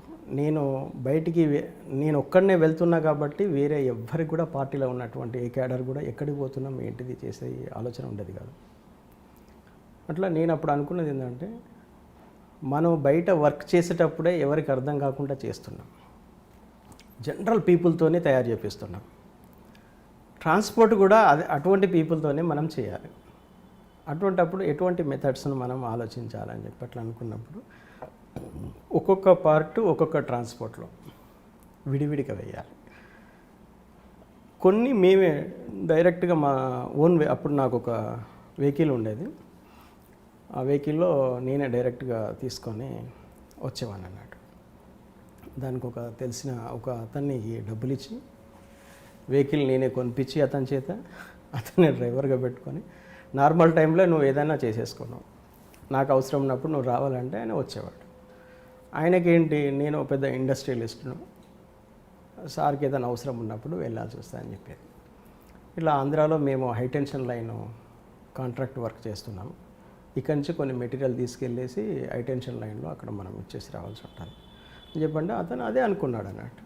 అట్లనే అనుకొని అట్లా నేను కొన్ని గ్రెనేడ్స్ కానీ లేకుంటే షార్ట్ వెపన్స్ కానీ ఆ మిషన్ ఎక్విప్మెంట్స్ కానీ ఇవన్నీ కూడా నా వెహికల్లో వేసుకొని డైరెక్ట్గా వచ్చేవాడిని అన్నట్టు. అట్లా చాలాసార్లు నాది ఒక 3-4 టైమ్స్ నా వెహికల్ చెక్ అయింది, అయినా కూడా అది ఎవరికి ఏం ఇది కాలేదు. డ్రైవర్ మామూలు డ్రైవర్ కాబట్టి వాడికి ఏం భయం ఉంటుంది, మావోయిస్ట్ అయితే భయం ఉంటుంది డ్రైవర్ అంటే, పోలీసులను చూడగానే వానికి ఒక భయం వచ్చేస్తుంది. జనరల్ పీపుల్ వాడికి ఎందుకు ఉంటుంది, నేను కూడా ఒక ఇండస్ట్రియలిస్ట్ అని తెలుసు కదా వానికి, నేనేదో మావోయిస్ట్ అని చెప్పి వాళ్ళకి తెలియదు. అట్లా నేను ఒకసారి ఫస్ట్ తడ దగ్గర మమ్మల్ని ఆపారన్నట్టు, ఇది ఆంధ్ర తమిళనాడు బార్డర్ తడ దగ్గర ఆపారు. ఆపేసి అన్నీ చెక్ చేశారు. ఏంటి అంటే స్క్రాప్ మెటీరియల్ అని చెప్పాను. ఎక్కడికి పోదంటే పలానా దగ్గరికి వెళ్తున్నామని చెప్పాను. బిల్స్ ఇవి అన్నారు. సార్ స్క్రాప్ మెటీరియల్ కదా, దీనికి బిల్స్ ఏముంటాయి అంటే, లేదు బిల్స్ ఉండాలి, ఎక్కడ తీసుకుపోతున్నావు ఏంటి అది ఇది అన్నారు. మొత్తం అన్నీ ఇప్పి కింద వేసేసారు. వేసేస్తే అన్నీ వాళ్ళకి ఏం అర్థం కాలేదు, పోలీసులే వాళ్ళు, కాకపోతే వాళ్ళు తమిళనాడు పోలీసులు. వాళ్ళు అక్కడ చూపి మొత్తం అంతా దించేశారు, అన్నీ ఓపెన్ చేశారు, చూసిన తర్వాత వాళ్ళకి ఏం అర్థం, మామూలు మెటీరియల్ అనుకున్నారు. దాంట్లో వాళ్ళ హెడ్ కానిస్టేబుల్ ఎవరో మొత్తానికి అతని పక్కకు పిలిచాను. మీకు ఏం కావాలో తీసుకోండి సార్, ఏదో నేను చిన్న వ్యాపారం చేసుకునేవాడిని, ఎందుకు నన్ను ఇబ్బంది పెడతారు, అది అంతే, నాకు ఒక 50,000 వస్తుంది, నాకు ఒక 5,000-10,000 మీకు ఇస్తాను తీసుకోండి అంటే, ఇక ఆయన ఉండేసి సరే ఎంతో కొంత ఇచ్చేసి వెళ్ళిపోమన్నాడు. డబ్బులు ఇచ్చేసి మళ్ళీ అవన్నీ లోడ్ చేసేసుకొని అప్పుడే వచ్చేసాను. అట్లా ఒకసారి అలాగైపోయింది అన్నట్టు. ఆ విధంగా ఎన్నిసార్లు చేశారండి? అది ఒకసారి తమిళనాడు బార్డర్లో ఒకసారి అయింది. తర్వాత ఏపీ బార్డర్కి వచ్చిన తర్వాత ఒకసారి వీళ్ళు ఓపెన్ కానీ అన్నీ ఇక్కడ మార్కాపురం దగ్గర అన్నట్టు. మార్కాపురం దగ్గర ఆపారు వెహికల్. ఆపేసి ఏమున్నాయి ఏంటిదంటే, ఇట్లా హైటెన్షన్ లైన్ మేము కాంట్రాక్ట్ వర్క్ తీసుకున్నాము, అక్కడ ఉంది ఏంటి మెటీరియల్ అంటే మొత్తం అన్నీ ఓపెన్ చేసి చూశారు అన్నట్టు. చూపించటం అంటే మొత్తం చూపించాను ఓపెన్ చేసి, అవన్నీ పార్ట్లు అన్నట్టు, విడివిడి పార్ట్లు, వాళ్ళకి ఏం అర్థం కాలేదు. అవి అన్నీ చూసేసుకున్నారు. చూసేసుకున్న తర్వాత ఈ టైంలో పోతున్నారు ఎందుకు అని చెప్పి అన్నారు అన్నట్టు. ఏ టైం ఎప్పుడండి? అప్పుడు తెల్లవారుజాములో 4 అవుతుంది అన్నట్టు. ఆ టైంలో వెళ్తున్నారంటే, సార్ మేము మామూలుగా నిన్ననే బయలుదేరాము, ఒంగోలు దగ్గర వెహికల్ రిపేర్ అయిపోయింది మళ్ళీ మేము పంచర్లు అవి చేసుకుని వచ్చేసరికి మాకు లేట్ అయిపోయింది. మళ్ళీ మేము తెల్లారి మళ్ళీ వెళ్ళిపోవాలి, అందుకనే వస్తున్నాం. అంటే ఇది నక్సలైట్ల ఏరియా, మీరు ఎట్లా వదులుతున్నారు, ఇక్కడ చాలా ప్రాబ్లం అవుతుంది మీరు అని చెప్పన్నారు అన్నట్టు. ఏం సార్ మేము రెగ్యులర్గా డే టైంలో అంతా యూజ్ చేస్తుంటాం కదా, అందుకే వచ్చేసామా అంటే, లేదు చాలా క్రిటికల్ పొజిషన్ ఉంటుంది, మీరు రాత్రిపూట జర్నీలు చేయొద్దు మీరు అని చెప్పాను. మీరున్నారు బండిలో? బండిలో నేనున్నాను, మా డ్రైవర్ ఉన్నారు. సరే సార్ మేము నెక్స్ట్ టైం వెళ్ళాం సార్, ఈసారి అయితే మరి ఇక్కడ ఆగి మీరు తెల్లవారుజామున వెళ్ళండి అన్నారు. ఆగి తెల్లవారుజామున వెళ్తే మేము దొరికిపోతాం. నవ్వుకున్నారా అరే నేను రా అని? కాబట్టి ఇక తెల్లవారకు ముందే మేము వెళ్ళిపోవాలి. ఎగ్జాక్ట్లీ 4 o'clock మాకు ఎర్రగొండపాలెం తర్వాత మాకు అపార్ట్మెంట్ ఉంది అన్నట్టు. ఆ టైంకి మేము అక్కడికి రీచ్ కావాలి. టైం వరకు 4:15 వరకు మేము వెళ్ళిపోయినాము. అంటే మీరు బేదర్ ఇసుక తీసుకొస్తున్నట్టు తీసుకొచ్చారా సినిమాలో? అది మాకు ఐడియా లేదు కానీ జస్ట్ అట్లా అనిపించారండి. చాలా అంటే ట్రాన్స్పోర్టేషన్ కూడా అంటే ఇక్కడ పోలీసుల పనితీరును మీరు తప్పుపడుతున్నట్టున్నారు. తప్పుపట్టడం కాదు, అలా సూక్ష్మంగా నా మీద నాకు కాన్ఫిడెన్స్, ఈ యాంగిల్లో వాళ్ళు ఆలోచించారనే ఒక ఆలోచన నాకుంది తప్ప వాళ్ళు అసలు వాళ్ళ ఇంటెలిజెన్స్ చాలా స్ట్రాంగ్ ఉంటుంది, అట్లేం కాదు. వాళ్ళకేంటంటే అప్పటికి మార్కాపురంలో వెపన్స్ను ఇట్లా సప్లై చేస్తారన్న ఆలోచన మార్కాపురం పోలీసులకు కానీ జనరల్ పోలీసులకు లేదు. అది ఎందుకంటే నేను మార్కాపురం టౌన్కి ఎన్నోసార్లు వెళ్ళిపోయాను. ఎవరు అక్కడ అంత వీడెవడు వచ్చినవాడు ఎవడు ఏంటిదని అట్లా ఆలోచించేవాళ్ళు. మార్నింగ్ 4:15కి ఎర్రగొండపాలెం చేరుకొని అక్కడ మేము ఇవి మా ప్లేస్లో అనుకున్న ప్లేస్లో అది డిస్పాచ్ చేసేసి. మీకు డ్రైవర్కి అనుమానం రాలేదా సార్ ఏంటి మనం ఏం చేస్తాం? డ్రైవర్ హైటెన్షన్ లైన్ కాంట్రాక్టర్ కదా నేను, వాడికి ఎందుకు వస్తుంది? వానికి అందరు 10,000 ఇస్తే నేను 15,000 శాలరీ ఇస్తాను. అక్కడ వెపన్స్ తీసుకొని మన వాళ్ళు వచ్చినప్పుడు వెపన్స్తో రారు వాళ్ళు ఏంటంటే బండి తీసుకొని వస్తారు, ఎడ్ల బండో లేకుంటే ఏదైనా ట్రాక్టరో. మేము ఎక్కువ ట్రాక్టర్ యూజ్ చేసేవాళ్ళము. ట్రాక్టర్ వచ్చి రోడ్ పక్కన నిలబడుతుంది చెట్లలో, దీన్ని అక్కడే రోడ్ పక్కన మేము దించేస్తే అక్కడి నుంచి వాళ్ళు వచ్చి లిఫ్ట్ చేసుకుని వెళ్ళిపోతారండి. రిటర్న్ మళ్ళీ మీరు అదే బండిలో నేను వెళ్ళిపోతాను, వీళ్ళు తీసుకొని వెళ్ళిపోతారు, నేను అక్కడి నుంచి మళ్ళీ రిటర్న్ వెళ్ళిపోతాను. ఎందుకంటే నేను అక్కడే దిగితే మళ్ళీ వీడు ఎక్కడ పోతాడేమో తెలియదు కదా, వీడిని జాగ్రత్తగా నేను మళ్ళీ చెన్నై వరకు తీసుకెళ్ళాలి. వాడు మళ్ళీ ఎవరితో మాట్లాడొద్దు, ఎక్కడ ఏం చేయొద్దు, ఆ విషయం నాకు తెలుసు తప్ప వానికి తెలియదు. నేను పక్కన ఉన్నాను అనుకో వాడికి ధైర్యం ఉంటుంది. ఇక వాడు ఇక్కడ స్టార్ట్ అయినంటే మళ్ళీ చెన్నై పోయేదాకా ఇక్కడ వెహికల్ ఆపేటోడు కదన్నట్టు, అట్లా వెళ్ళిపోయేవాడు. అంటే ఆ విధంగా మీరు రాకెట్ లాంచర్ని చెన్నైలో చూపించి ఫస్ట్ వెపన్స్ అట్లా డిస్పాచ్ చేశాము. తర్వాత క్రమంలో ఏమైందంటే ఈ క్వాంటిటీ అనేది పెరిగింది మాకు. స్కార్పియోలో దీంట్లో తెచ్చే క్వాంటిటీ కంటే కూడా ఎక్కువ క్వాంటిటీ అయిపోయింది. అంటే రాకెట్ లాంచర్లు కొన్ని ఫస్ట్ 5,000 తయారు చేయాలనుకున్నాము. అట్లా ఒక 10 యాన్స్లర్స్ చిన్న చిన్న కంపెనీస్, నాకు చుట్టూ ఉన్నటువంటి కంపెనీస్కి అందరికీ ఆర్డర్స్ ఇచ్చేసి మొత్తం నేనే మెటీరియల్ అంతా ఇచ్చేసి తయారు. మీ ఫండ్ ఎక్కడి నుంచి వచ్చేదండి అప్పట్లో? ఇంకా పార్టీ నుంచి ఇస్తారు. మీరు పార్టీ ఆదేశాల మేరకు రాకెట్ లాంచర్లు తయారు చేయడం, అసలు యాక్చువల్గా కొరియర్ వ్యవస్థను, పార్టీకి ఉన్న కొరియర్ వ్యవస్థను పక్కన పెట్టి సామాన్య ప్రజల చేత పని చేయించడం, సామాన్య ప్రజల చేత ట్రాన్స్పోర్ట్ చేయించడం అని ఒక పందాన్ని ఎంచుకున్నారు. అంటే ఎవరికి తెలియదు, పోలీసుకి తెలియకుండా మనం తీసుకెళ్ళొచ్చు. అంటే మీ ఉద్దేశం మంచిదే కావచ్చు, కానీ ఈ కార్యక్రమంలో ముగిసిన తర్వాత మీతో ఎవరెవరు పనిచేశారో, మీ దగ్గర పనిచేసిన 6 ఎంప్లాయీస్ అవ్వచ్చు, చుట్టుపక్కల ఉన్న వాళ్ళు అవ్వచ్చు, ట్రాన్స్పోర్ట్ చేసిన SRMT, క్రాంతి ఇటువంటి ట్రాన్స్పోర్ట్ కంపెనీలు పోలీసుల కేసులు పెట్టి వాళ్ళని కోర్టుకి ఇచ్చి వాళ్ళ ఆస్తులను సీజ్ చేసినప్పుడు ఆ విషయం తెలిసినప్పుడు మీకు ఏమనిపించింది? చాలా బాధ అనిపించిందండి. వాస్తవానికి నేను ఉద్యమం కోసము ప్రజల యొక్క సహాయంతో చేస్తున్నానని చెప్పి అనుకొని నేను వీళ్ళందరికీ దాంట్లో ఇన్వాల్వ్ చేయడం జరిగింది. అది అయితే తర్వాత నేను ఈ రాకెట్ లాంచర్స్ తయారు చేసి ట్రాన్స్పోర్ట్ అంతా చేసిన తర్వాత ఇవి సక్రమంగా పార్టీలోకి చేరి ఎక్కడ కూడా ఎక్స్పోజ్ కాకుండా ఉంటే వీళ్ళంతా సేఫ్గానే ఉండేవాళ్ళు. కానీ ఎప్పుడైతే ఇది అచ్చంపేటలో దొరికిపోయి ట్రాన్స్పోర్ట్లో దొరికి ఎక్స్పోజ్ అయిపోయి ఎట్లయితే పబ్లిసిటీ అయిందో దాని తర్వాత నాకు అప్పుడు కానీ నాకు దీని మీద మైండ్ చేంజ్ అంటే ఆలోచన అనేది రాలేదు. ఒక్కసారి అంటే అప్పుడు తేజ న్యూస్ అనేది నేను రెగ్యులర్గా ఫాలో అయ్యేవాడిని. అప్పుడు న్యూస్ అంటే నాకు అదే అక్కడ చెన్నైలో అదే అందుబాటులో ఉండేది. అందులో ఒక్కసారిగా ఫ్లాష్ న్యూస్ ఆంధ్రప్రదేశ్లో రాకెట్ లాంచర్లు అని చెప్పేసి పెద్దగా ఫ్లాష్ న్యూస్ వస్తుంది అన్నట్టు. నక్సల్కి సంబంధించిన భారీ డంపు కనిపెట్టిన పోలీసులు అని అట్లా ఇక రకరకాలుగా చూడండి ఫ్లాష్ న్యూస్ చాలా ఇదిగా వస్తున్నారట. అప్పుడు నాకు అనిపించింది అరే బాబు ఏదో జరుగుతుంది ఇక్కడ అని చెప్పేసి. అంటే అంత సెన్సేషనల్ న్యూస్ అనేది అప్పుడు లేదు, అంత భారీ సెన్సేషన్ అయిపోయింది అది. అప్పుడు వెంటనే నేను ఏం చేశానంటే ఫస్ట్ నేను ఇక్కడి నుంచి ఎస్కేప్ కావాలి, ఎందుకంటే నాకు ఇన్వెస్టిగేషన్ మీద నాకు కొంచెం అంచనా ఉంది. ఒక్క దగ్గర బ్రేక్ అయిందంటే డెఫినెట్లీ వాళ్ళు రివర్స్ ఇన్వెస్టిగేషన్ స్టార్ట్ చేస్తారు, అంటే అక్కడి నుంచి రివర్స్కి వెళ్ళిపోతారు. ఈరోజు కాకపోయినా ఒక 10 డేస్కో 1 వీక్ ఒక 15 డేస్కో డెఫినెట్లీ చెన్నైకి చేరుకుంటారు. చెన్నైలో మన లొకేట్ చేసేటువంటి సామర్థ్యం ఉందనేది నాకు తెలుసు. నాకు అంటే ఇంటెలిజెన్స్ మీద నాకు అంత భారీ అంచనా కూడా ఉందన్నట్టు, ఎందుకంటే అంత నేను ఎప్పుడు కూడా వాళ్ళ తక్కువ అంచనా వేయలేదు. ఎందుకంటే అంత సిబ్బంది వాళ్ళకు అంత నెట్వర్క్ అవన్నీ ఉన్నాయి. కాకపోతే అప్పటి వరకు నేను చేసే పని మీద వాళ్ళకు దృష్టి లేకపోవచ్చు, కానీ ఒక్కసారి చేస్తున్నామని తెలిసిన తర్వాత ఇండియన్ గవర్నమెంటే షేక్ అవుతుందనే విషయం నాకు అంచనా ఉంది. నేను చాలా క్రిటికల్ పొజిషన్లో ఉంటాననే విషయం కూడా నాకు తెలుసు. ఇమ్మీడియట్లీగా నేను ఆ న్యూస్ చూడంగానే న్యూస్ ఛానల్లో కనుక అది రాకపోతే నేను ఎమర్పాటుగా ఉండేవాన్నేమో అక్కడ. కానీ ఎప్పుడైతే న్యూస్ ఛానల్లో ఆ న్యూస్ స్ప్రెడ్ అయిందో నేను ఒక్కసారిగా అక్కడి నుంచి నేను మా మిస్సెస్ ఇద్దరం నా దగ్గర ఉన్నటువంటి అమౌంట్ ఇదంతా తీసేసుకొని బైక్ మీద అక్కడి నుంచి ఎస్కేప్. ఎందుకంటే అక్కడి నుంచి మేము ఎందుకంటే అప్పటికి కూడా నాకు ఒక ఇది ఉంది, ఏంటంటే ఇప్పటికే వచ్చున్నారేమో ఇక్కడ. తెల్లారి న్యూస్ పేపర్ తీసుకుందామని అనుకున్నాను. వెంటనే నాకు వచ్చింది ప్రతి న్యూస్ పేపర్ సెంటర్ దగ్గర అప్పటికి ఇంటెలిజెన్స్ వాళ్ళు వచ్చేసి నిఘా పెట్టి ఉంటే డెఫినెట్లీ అది కూడా డేంజర్ అవుతుంది. కాబట్టి మనము ఇక్కడి నుంచి ఏది కూడా తీసుకుపోదు, జనరల్ సింపుల్ పీపుల్ పోయినట్టు వెళ్ళాలని చెప్పేసి ఇమ్మీడియట్లీగా నేను నా భార్య ఇద్దరం బైక్ ఉంటే బైక్ మీద ఆమెను తీసుకొని చెన్నై సిటీలో 4 అవర్స్ తిరిగినాం.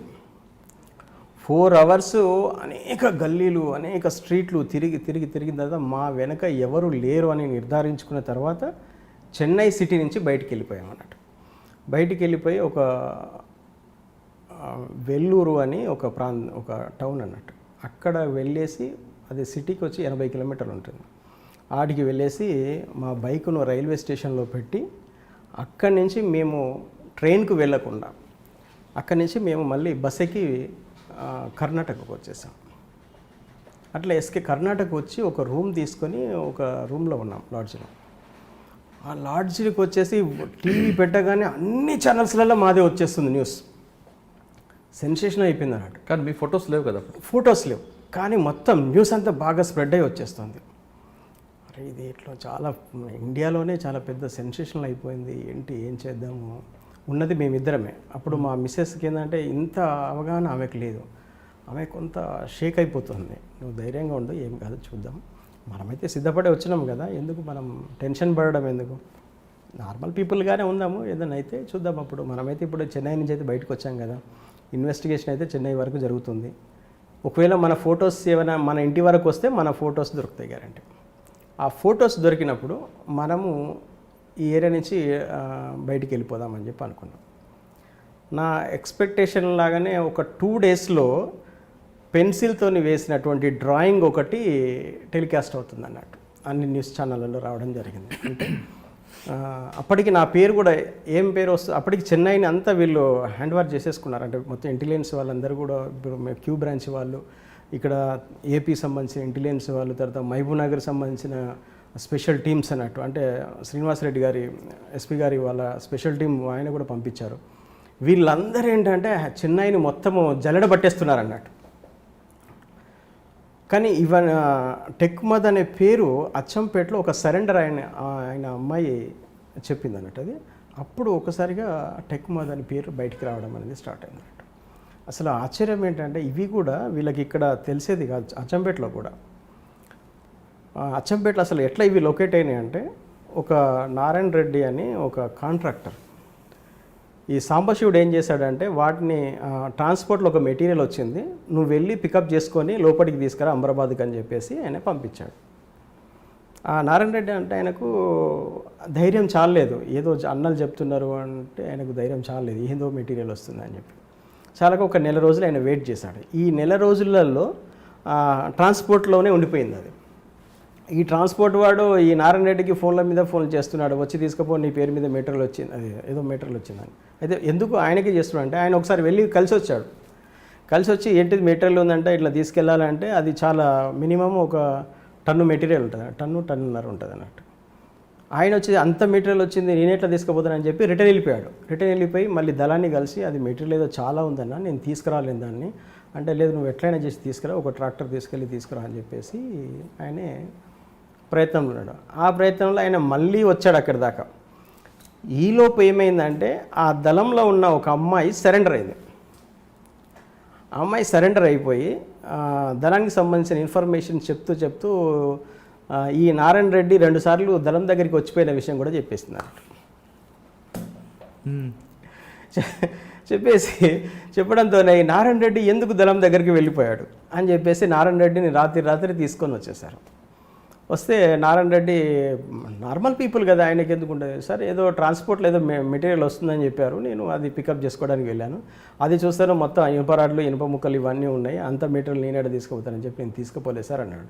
వెంటనే వాళ్ళు క్రాంతి ట్రాన్స్పోర్ట్కి వచ్చేసి అందులో ఉన్న మొత్తం 18 బ్యాగులు 20 బ్యాగులు అన్నట్టు మొత్తం టన్నున్నర మెటీరియల్ అంత తీసుకొని అచ్చంపేట పోలీస్ స్టేషన్కి వచ్చారు.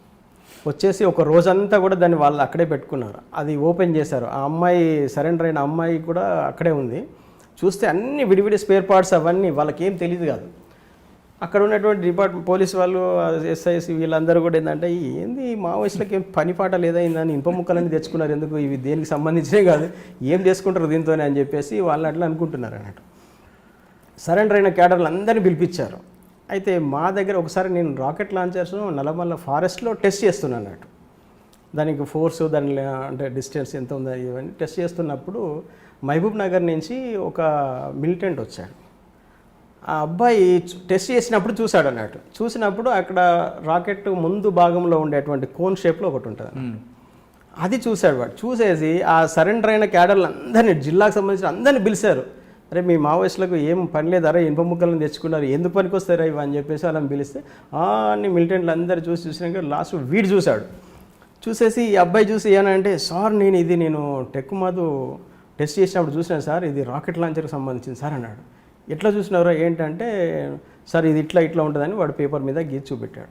దాంట్లో ఇక ఆ పేపర్ను పట్టుకొని వాళ్ళు మొత్తం అన్ని స్పేర్ పార్ట్స్ అన్నిటినీ ఇక ఒక్కొక్కటి ఇది ఉందా అంటే ఇది ఉంది సార్, ఇది అన్నీ ఉన్నాయని చెప్పాడు వాడు. అరే ఇవి రాకెట్ లాంచర్ సంబంధించి అప్పుడు వాళ్ళు దాన్ని తీసుకొని అసెంబ్లింగ్ చేయడం అనేది చేశారు. ఒక్కరోజు అంతా అది కాబట్టి అప్పుడు ఇక మొత్తం డిపార్ట్మెంట్ అంతా కదిలిపోయింది అన్నట్టు. ఏంది ఇంత పెద్ద స్టాక్ తెప్పించారంటే ఇది చాలా భారీ ఎత్తున కుట్ర జరుగుతుంది ఇక్కడ అని చెప్పేసి అనుకొని అప్పుడు మన ఆంధ్రప్రదేశ్ ఇంటెలిజెన్స్ వాళ్ళు డిపార్ట్మెంట్ అందరూ కూడా దాని మీద చాలా సీరియస్ ఎఫర్ట్ పెట్టారు అన్నట్టు. ఈ ఎఫర్ట్ ఏమైపోయిందంటే మొత్తం నేషనల్ వైడ్గా చాలా సెన్సేషనల్ అయిపోయి అక్కడి వరకు వచ్చేసింది. టెక్కుమద్ అనే పేరు ఆ అమ్మాయి, ఆ సరెండర్ అయిన అమ్మాయి పేరు భారతి అన్నట్టు. ఆ భారతి అనే అమ్మాయి ఇది టెక్కు మదన్న చేశాడు ఈ పని, ఆయనకే తెలుసు ఇది అని చెప్పేసి ఆ అమ్మాయి చెప్పింది అన్నట్టు. చెప్పడంతోనే అప్పుడు బాగా టెక్కుమద్ అనే వర్డ్ అప్పుడు బాగా ఫేమస్ అయ్యడం అనేది జరిగింది. అప్పుడు ఎప్పుడైతే నా పేరు నేను బెంగళూరులో ఉన్నప్పుడు టీవీలో నా పేరు టెక్కుమద్, దీని వెనుక సూత్రధారి టెక్కుమద్ అని చెప్పి ఎప్పుడైతే వచ్చిందో న్యూస్లో కథ, అప్పుడు మేము ఇక అక్కడి నుంచి వెళ్ళిపోయిన ఎక్కడే మ్యాంగ్లూరు వెళ్ళిపోయాం. మేము బెంగళూరు నుంచి మ్యాంగ్లూరు వెళ్ళిపోయి అక్కడ ఒక రూమ్ తీసుకొని ఉన్నాం. మళ్ళీ ఆ రోజు వరకు మా ఫొటోస్ అవన్నీ రాలేదు. ఈ క్రమంలో ఈ 4-5 డేస్ క్రమంలో చెన్నైని మొత్తం జలడబట్టించేసి మొత్తం అన్నీ వెతుకుతూ ఉన్నారు. ఇది చెన్నై నుంచి వచ్చిందని కనిపెట్టేశారు. ఇది అచ్చంపేటకి ఎక్కడి నుంచి వచ్చింది, విజయవాడకి ఎక్కడి నుంచి వచ్చింది, నెల్లూరు నుంచి ఎక్కడికి వచ్చింది, అంబత్తూరు నుంచి అంబత్తూరుకి వచ్చిందంటే అంబత్తూరు ఇండస్ట్రియల్ ఏరియా. ఈ ఇండస్ట్రియల్ ఏరియాలోనే ఎక్కడో ఇది మ్యానుఫ్యాక్చరింగ్ అయ్యి ఉంటుంది అని చెప్పేసి అక్కడ క్యూ బ్రాంచ్ వాళ్ళు దీన్ని బాగా ఏపీ ఇంటెలిజెన్స్ వాళ్ళకి బాగా సపోర్ట్ చేశారు. వాళ్ళు ప్రతి ఇండస్ట్రీస్కి వెళ్ళేసి ఇటువంటి స్పేర్ పార్ట్స్ ఏమైనా మీరు చేశారా అని చెప్పేసి అట్లా ఎంక్వైరీ చేయడం పెట్టింది. దాదాపు ఒక 200-300 మంది ఇంటెలిజెన్స్ వాళ్ళు మొత్తం దాన్ని జల్లడబట్టారు. అప్పుడు ఒక క్యాస్టింగ్ చేసిన అతను, ఆ ముందు కోన్ షేప్ ఏదైతే ఉందో అది క్యాస్టింగ్ చేసిన కంపెనీకి వెళ్ళారన్నట్టు. వెళ్ళినప్పుడు అతను చెప్పాడు, సార్ ఇట్లా నేను ఏపీలో ఒక అతను నాకు ఇది ఆర్డర్ ఇచ్చాడు సార్, ఇస్తే నేను చేసి ఇచ్చాను అని చెప్పాడు. అక్కడి నుంచి ఆయన దగ్గర నాకు కంపెనీకి సంబంధించిన ఫోన్ నెంబర్స్ అవన్నీ డీటెయిల్స్ దొరికినట్టు. అట్లా వాళ్ళు ఆయన తీసుకొని వెంటనే నా కంపెనీకి వచ్చారు. నా కంపెనీలో సిస్టమ్ మొత్తం ఇదంతా ఇది దొరికింది. నా కంపెనీలో సూపర్వైజరు వీళ్ళంతా వర్కర్స్ వీళ్ళందరినీ గ్రిప్లోకి తీసుకున్నారు. తీసుకొని నాకు ఎంతమంది అయితే నాకు ఇచ్చేసారో నా దగ్గర, అంటే నేను లీగలైజ్గా చేస్తాను, ఏది కూడా ఇన్లీగల్ కాదు, అంత లీగల్గా వాళ్ళకు పేమెంట్ చేసింది, తర్వాత వాళ్ళకు ఆర్డర్ ఇచ్చింది. ఒక బ్రాండెడ్ కంపెనీ ఎట్లయితే చేస్తుందో, అంటే ఒక పెద్ద ఇండస్ట్రీ ఎట్లయితే చేస్తుందో ఆ మెథడ్లో చేశాం కాబట్టి అక్కడ ఉన్న పీపుల్కు ఇది అనైతికంగా చేస్తున్నాము, ఏదో తీవ్రవాద సంస్థకు మేము ఏదో చేస్తున్నామన్న ఆలోచన ఎట్టి క్వశ్చన్ వాళ్ళకి లేదన్నట్టు. అట్లా వాళ్ళందరూ కూడా నాకు లీగల్ వాళ్ళ పేమెంట్స్ కూడా త్రూ బ్యాంక్ ద్వారా ఇచ్చేవాడిని నేను. వాళ్ళకి పేమెంట్స్ నా కంపెనీ ఎంప్లాయీస్ కూడా నేను వాళ్ళకు త్రూ బ్యాంక్ ద్వారా వాళ్ళకి ఇచ్చేవాడిని. అట్లా ఎక్కడ చూసినా కూడా అసలు ఏదో నార్మల్గా చేసినట్టు ఉండదు అన్నట్టు, అంత ఒక సిస్టమేటిక్గా చేసినట్టు ఉంటుంది అన్నట్టు. అట్లా ఎవరికి కూడా ఎక్కడ కూడా అనుమానం రావడానికి ఆస్కారం లేదన్నట్టు. ఎవరైనా పేమెంట్కి వచ్చిందంటే ముందు ఓచర్ రాసిన తర్వాతనే పేమెంట్ ఇచ్చేవాళ్ళం అన్నట్టు. అవన్నీ చూసాను. అంత సిస్టమేటిక్ ఉన్నప్పుడు వాడు ఎందుకు ఆలోచిస్తాడు, ఎదటి వానికి ఆలోచనే రాదు. అట్లా చేసాం. అది చేసిన తర్వాత వీళ్ళందరినీ సీజ్ చేశారు. ఎక్కడ నేను మ్యాంగ్లూరులో ఉన్నప్పుడు చెన్నైలో 20 మందిని అరెస్ట్ చేసిన పోలీసులు అని చెప్పేసి వచ్చింది అన్నట్టు. అప్పుడు నాకు అనిపించింది, అరే నా వల్ల చాలామంది అరెస్ట్ అవుతున్నారు, ఇది నేను ఏదో తప్పు చేసినట్టున్నాను, ఇంతమంది నేను ఇన్వాల్వ్ చేయాల్సింది కాదు, అసలు నేను ఒక్కనే తయారు చేసి ఉంటే బాగుండేదేమో అని చెప్పి అప్పుడు నాకు వీళ్ళ గురించి ఆలోచించడం మొదలుపెట్టింది. ఇక పార్టీ ఆశయము, పార్టీ అది కాదు, అసలు ఇంతమందిని నేను ఇన్వాల్వ్ చేసేసి వీళ్ళ కుటుంబాలకు నా వల్ల నష్టం జరుగుతుంది కదా అని చెప్పేసి అప్పుడు ఆలోచించడం మొదలుపెట్టాను. ఆలోచించి ఎట్లా అనే నిరంతరము దాని గురించి ఇక ఆలోచన వచ్చింది అన్నట్టు. అయితే ఆ 20-30 మందితోని కూడా నాకు చాలా అనుబంధం అన్నట్టు వాళ్ళతోనే. ఎందుకంటే వాళ్ళతో నేను పని చేయించాలి కాబట్టి అంత క్లోజ్ రిలేషన్ పెట్టుకున్నాను, సిస్టమేటిక్గా పెట్టుకున్నాను. అది కూడా నేనంటే చాలా నమ్మకం వాళ్ళకు, అట్లా చేసామన్నట్టు. అది తర్వాత నాకు చాలా బాధ అనిపించింది, ఏందమ్మా ఇన్ని కుటుంబాలు అరెస్ట్ అయ్యాయి. ఒకసారి ఏంటంటే ఒక ఫోటో వేశారు, ఇది ఇండియన్ ఎక్స్ప్రెస్లో అన్నట్టు. నేను మ్యాంగ్లూరులో ఇండియన్ ఎక్స్ప్రెస్ పేపర్ తీసుకుంటే చెన్నై కోర్టు దగ్గర మొత్తం అరెస్ట్ అయిన ఫ్యామిలీస్ వీళ్ళందరి ఒక వ్యాన్లో తీసుకొచ్చి ఆ ఫోటో వేశాడు అన్నట్టు. మొత్తం వాళ్ళ ఇళ్ళకు కూడా వెళ్ళేసి వాళ్ళ ఇంట్లో నేను భోజనం చేసినటువంటి వాడిని అన్నట్టు. అంత క్లోజ్నెస్ అన్నట్టు. వాళ్ళ ఇంట్లో ఏ బర్త్డే అయినా ఏదైనా కూడా ప్రతి కంపెనీ వాళ్ళు నన్ను పిలిచి ఇన్వైట్ చేసేవాళ్ళు, ఎందుకంటే వాళ్ళకు మెయిన్ కస్టమర్ నేనే అన్నట్టు.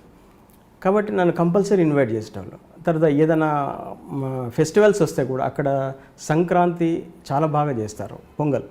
అటువంటి పొంగల్స్ వచ్చినప్పుడు నేను ప్రతి కంపెనీ విజిట్ చేసేవాడిని అన్నట్టు. అట్లా నాకు వాళ్ళతోని ఒక మంచి రిలేషన్ అనేది ఉంది. ఇక వాళ్ళందరూ అక్కడ ఏడుస్తున్న ఫొటోస్ అవన్నీ కూడా పేపర్లో వేశారన్నట్టు. వేస్తే చూసిన తర్వాత నాకు అనిపించింది, నేను చాలా తప్పు చేశాను. పార్టీలో అంటే మనం సిద్ధాంతాన్ని ముందుగా చెప్పి వాళ్ళని కన్విన్స్ చేసి అన్ని రకాలుగా వాళ్ళు సిద్ధపడ్డప్పుడే వాళ్ళతోని మనం వర్క్ చేపిస్తే అది వాళ్ళు ఈరోజు సిద్ధపడి ఉండేవాళ్ళు. కానీ ఆ ఫ్యామిలీస్కి అసలు ఏమీ తెలియదు. ఈరోజు ఒక పార్టీ కోసం మనం వాళ్ళందరినీ దీంట్లోకి తీసుకొచ్చి వాళ్ళు ఇబ్బంది పెడుతున్నాము, ఇది నేను చాలా పెద్ద మిస్టేక్ చేశానని చెప్పేసి అప్పుడు అనిపించింది అన్నట్టు.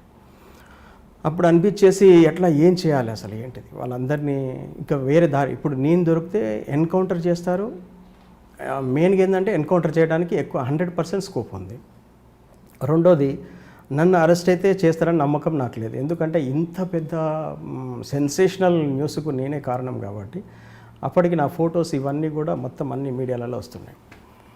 నేను ఎక్కడైనా ఉంటే హోటల్లో ఉంటే కూడా ఒక నైట్ మాత్రమే ఉండి తెల్లవారులే వెళ్ళిపోయేవాళ్ళం.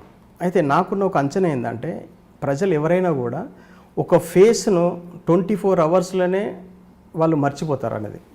జనరల్ పీపుల్ వాళ్ళకి కనెక్ట్ లేని విషయం అయితే 24 అవర్స్లో వాళ్ళు దాన్ని మర్చిపోయి వేరే ఫేస్ను ఇచ్చేసుకుంటారు. సరే, సెన్సేషనల్ టెక్ మధు అనే వర్డ్తో పాటు నా ఫొటోస్ని కూడా చూపిస్తున్నారు. మా మిస్సెస్ ఫోటో, నా ఫోటో చూపిస్తున్నారు. అప్పుడు వెంటనే నా ఫేస్ కట్ అంతా చేంజ్ చేసేసాను, మొత్తం ఈ స్పెట్స్ తీసేయడము, తర్వాత వెంట్రుకల్ క్రాఫ్ట్ చేంజ్ చేయడము, ఇవన్నీ బట్టలు కూడా చేంజ్ చేసేసి వేరే కాషాయం బట్టలు కొద్ది రోజులు, తర్వాత అయ్యప్ప బట్టలు కొద్ది రోజులు. ఎందుకంటే మనం ఆ మామూలు డ్రెస్ వేసుకుంటే కూడా జనరల్ పీపుల్ ఎవరైనా ఐడెంటిఫై చేస్తారేమో. కాబట్టి కొన్ని రోజులు అయ్యప్ప స్వామిలాగా అయ్యప్ప బట్టలు వేసుకొని కొద్ది రోజులు ఇట్లా ఉండడం, ఫేస్ కట్ మొత్తం చేంజ్ చేయడం, ఇవన్నీ చేసి కొద్ది రోజులు ఒక 15-20 రోజులు అక్కడక్కడ ఉన్నామన్నట్టు. మీరు కొంతకాలం గోవాలో కూడా ఉన్నట్లున్నారు. ఎస్ గోవా. ఈ క్రమంలోనే మేము గోవాకి వెళ్ళాము. గోవాకి ఎందుకు వెళ్ళిపోయినామంటే, గోవాలో టూరిస్టులు ఎక్కువ ఉంటారు కాబట్టి, అంటే ఎక్కువగా విజిట్ చేస్తారు కాబట్టి మన గురించి అంత ఆలోచన ఉండదు. ఇంకొకటి ఏంటంటే, అక్కడ గోవాలో హిందీ ఛానల్స్, ఇంగ్లీష్ ఛానల్స్ ఎక్కువ చూస్తారు, పేపర్స్ కూడా అవే ఎక్కువగా వాళ్ళు చేస్తారు. కాబట్టి సౌత్ ఇండియాకి సంబంధించిన న్యూస్ను వాళ్ళు అంత ఇంట్రెస్ట్గా చూడరు అక్కడ. కాబట్టి ఇది కొంచెం సేఫ్ ప్లేస్ ఉంటుంది మనకని చెప్పేసి మేము గోవాకి వెళ్ళి గోవాలో ఒక రూమ్ తీసుకొని అంటే లాడ్జెస్లలోనే ఒక 10-15 రోజులు అట్లా మేము టైం పాస్ చేసినాము. రెగ్యులర్గా మేము న్యూస్ వాచ్ చేసేవాళ్ళం అక్కడ చేసి అప్పుడు అనిపించింది ఇక ఆ రోజునే గోవాకు మేము షిఫ్ట్ అయిన తర్వాత మ్యాంగ్లూర్ నుంచి ఎట్లా వీళ్ళని ఎస్కేప్ చేయడం ఏంటిది, ఏం మార్గం ఉంది అంటే నేనైతే అరెస్ట్ అవ్వడం వల్ల వాళ్ళు ఎస్కేప్ అవుతారనేది నేను అనుకోవటం లేదు, కానీ ఏమైనా ఇంకా ఆలోచన ఏమైనా ఉందా ఏంటిదని అట్లా ఆలోచించడం అనేది చాలా రోజులు చేశాము. అయితే పార్టీ నుంచి ఏమొస్తుంది రెస్పాన్స్, అసలు పార్టీ ఏమనుకుంటుంది, ఇంత సెన్సేషనల్ న్యూస్ అయింది కదా ఇది, అసలు పార్టీ ఏమైనా వీళ్లకు మద్దతుగా ఏమన్నా ప్రయత్నం చేస్తుందా అని చెప్పేసి ఒకటి నేను ఆలోచించడం జరిగింది అన్నమాట. అట్లా 15 days అయింది, 20 days అయింది, 1 month అయింది, పార్టీ నుంచి సింగిల్ స్టేట్మెంట్ కూడా రాలేదు. ఏంటి పార్టీ అసలు ఇంత అంటే వాళ్ళ గురించి అసలు పట్టించుకోకుండా వదిలేసింది ఏంటి, అసలు చెన్నైలో జరిగిన దానికి పార్టీకి సంబంధం ఉందనుకుంటుందా లేదనుకుంటుందా అని చెప్పేసి అప్పుడు నాకు చాలా బాధ అనిపించింది. ఎట్లా అసలు వాళ్ళని పార్టీ కూడా కనీసం మాకు సంబంధం లేదని ఒక స్టేట్మెంట్ ఇస్తుందా అనుకుంటే అది కూడా పార్టీ ఇవ్వలేదు, స్టేట్ కమిటీ ఇవ్వలేదు, సెంట్రల్ కమిటీ ఇవ్వలేదు.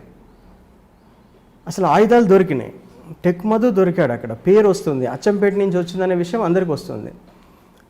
కానీ అటువంటప్పుడు ఎందుకు దీన్ని ఓన్ చేసుకోవటం లేదు అనేది ఒకటి ఆలోచించాం. ఎందుకంటే పార్టీ ఓన్ చేసుకోవాలి, ఓన్ చేసుకొని ప్రజలకు అక్కడ నష్టం జరుగుతుంది, అరెస్టులు జరుగుతున్నాయి, ఆ ప్రజలకు సంబంధం లేదనైనా ఒక స్టేట్మెంట్ ఇవ్వాలి. కానీ అటువంటి స్టేట్మెంట్ పార్టీ నుంచి ఏమీ రాలేదు. ఎలాగబ్బా అని ఇది ఏం చేయాలి, ఇది నా చేతులు అయితే ఏం లేదు, నా గురించి కూడా విపరీతమైన సెర్చింగ్ జరుగుతుంది. అప్పటికి పోలీస్ డిపార్ట్మెంట్ అంచనా ఏంటంటే నేను చెన్నైలోనే ఎక్కడో ఒక ప్రాంతంలో ఉంటానని చెప్పి వాళ్ళకు అంచనా ఉంది. అయితే వాళ్ళను చెన్నై నుంచి నేను దండకారణ్యమో లేకుంటే ఏఓబీకో వెళ్ళిపోయిన అనేది ఒక మెసేజ్ పోవాలి వాళ్ళకు. పోవాలంటే ఏం చేయాలని చెప్పేసి నేను ఒక చాలా రిస్క్ తీసుకొని అన్నట్టు కర్ణాటకకు వచ్చేసి కర్ణాటకలో ఏపీ బార్డర్లో అన్నట్టు అక్కడి నుంచి డైరెక్ట్ ట్రైన్స్ మహారాష్ట్ర అటు వెళ్ళిపోవచ్చు అన్నట్టు, దండకారణ్యం వెళ్ళిపోవచ్చు. అక్కడికి వచ్చేసి నేను ఉన్నటువంటి ఇంటికి డైరెక్ట్ కాల్ చేశాను అన్నట్టు. డెఫినెట్లీ వాళ్ళ ఇంటి ఫోను ట్యాప్ అవుతుందని నాకు తెలుసు. నా రూట్ను ఎస్కేప్ చేయడం కోసము నేను ఏ రూట్లో వెళ్తానో తెలియదు, అంటే ఇంటెలిజెన్స్ వాళ్ళ మైండ్ను డిస్టర్బ్ చేయడం కోసం అన్నట్టు, జస్ట్ అదొక ఇది అన్నట్టు. అట్లా నేను అక్కడికి వచ్చి ఫోన్ చేసి వెంటనే ఆమె వాళ్ళ కోడలు ఫోన్ లిఫ్ట్ చేసి మీరు చాలా పెద్ద సమస్యను తీసుకొచ్చి పెట్టారు మాకు అని చెప్పింది. అన్నప్పుడు నేను అమ్మ మీరు బాధపడకండి, మీకు ఏ సంబంధం లేదు, మీకు తెలిసిందేదో అదే చెప్పండి మీరు అని చెప్పేసి నేను మాట్లాడి ఫోన్ పెట్టేశాను. ఈ విషయం 100% డిపార్ట్మెంట్ క్యాచ్ చేస్తుంది. నేను ఎక్కడున్నా అనుకుంటుంది, బీదర్లో ఉన్నాను, బీదర్కి ఉన్నా అంటే బీదర్ నుంచి నెక్స్ట్ ఎటు వెళ్తాను నేను, మహారాష్ట్ర నుంచి దండకారణ్యం అటు ఇటు వెళ్తాను. ఎందుకంటే చెన్నై నుంచి నేను ఇటు వెళ్తున్నాను అనేది నా ప్రయాణం రూట్ కదా. ఎగ్జాక్ట్లీ నెక్స్ట్ డేనే పోలీస్ డిపార్ట్మెంట్ నుంచి ఒక స్టేట్మెంట్ స్వరంజిత్ సేన్ గారు ఒక ప్రెస్ మీట్ పెట్టినప్పుడు చెప్పారు, టెక్ మధు దండకారణ్యం వెళ్ళిపోయాడు ఇట్లా అని చెప్పేసి. బహుశా వాళ్ళు కూడా అనుకుని ఉంటారు నేను దండకారణ్యం వెళ్ళిపోయానంటే ఇక్కడెక్కడ తిరుగుతానని అనుకుంటారేమో. అయితే నేను అనుకున్నా మొత్తానికైతే నేను అనుకున్నది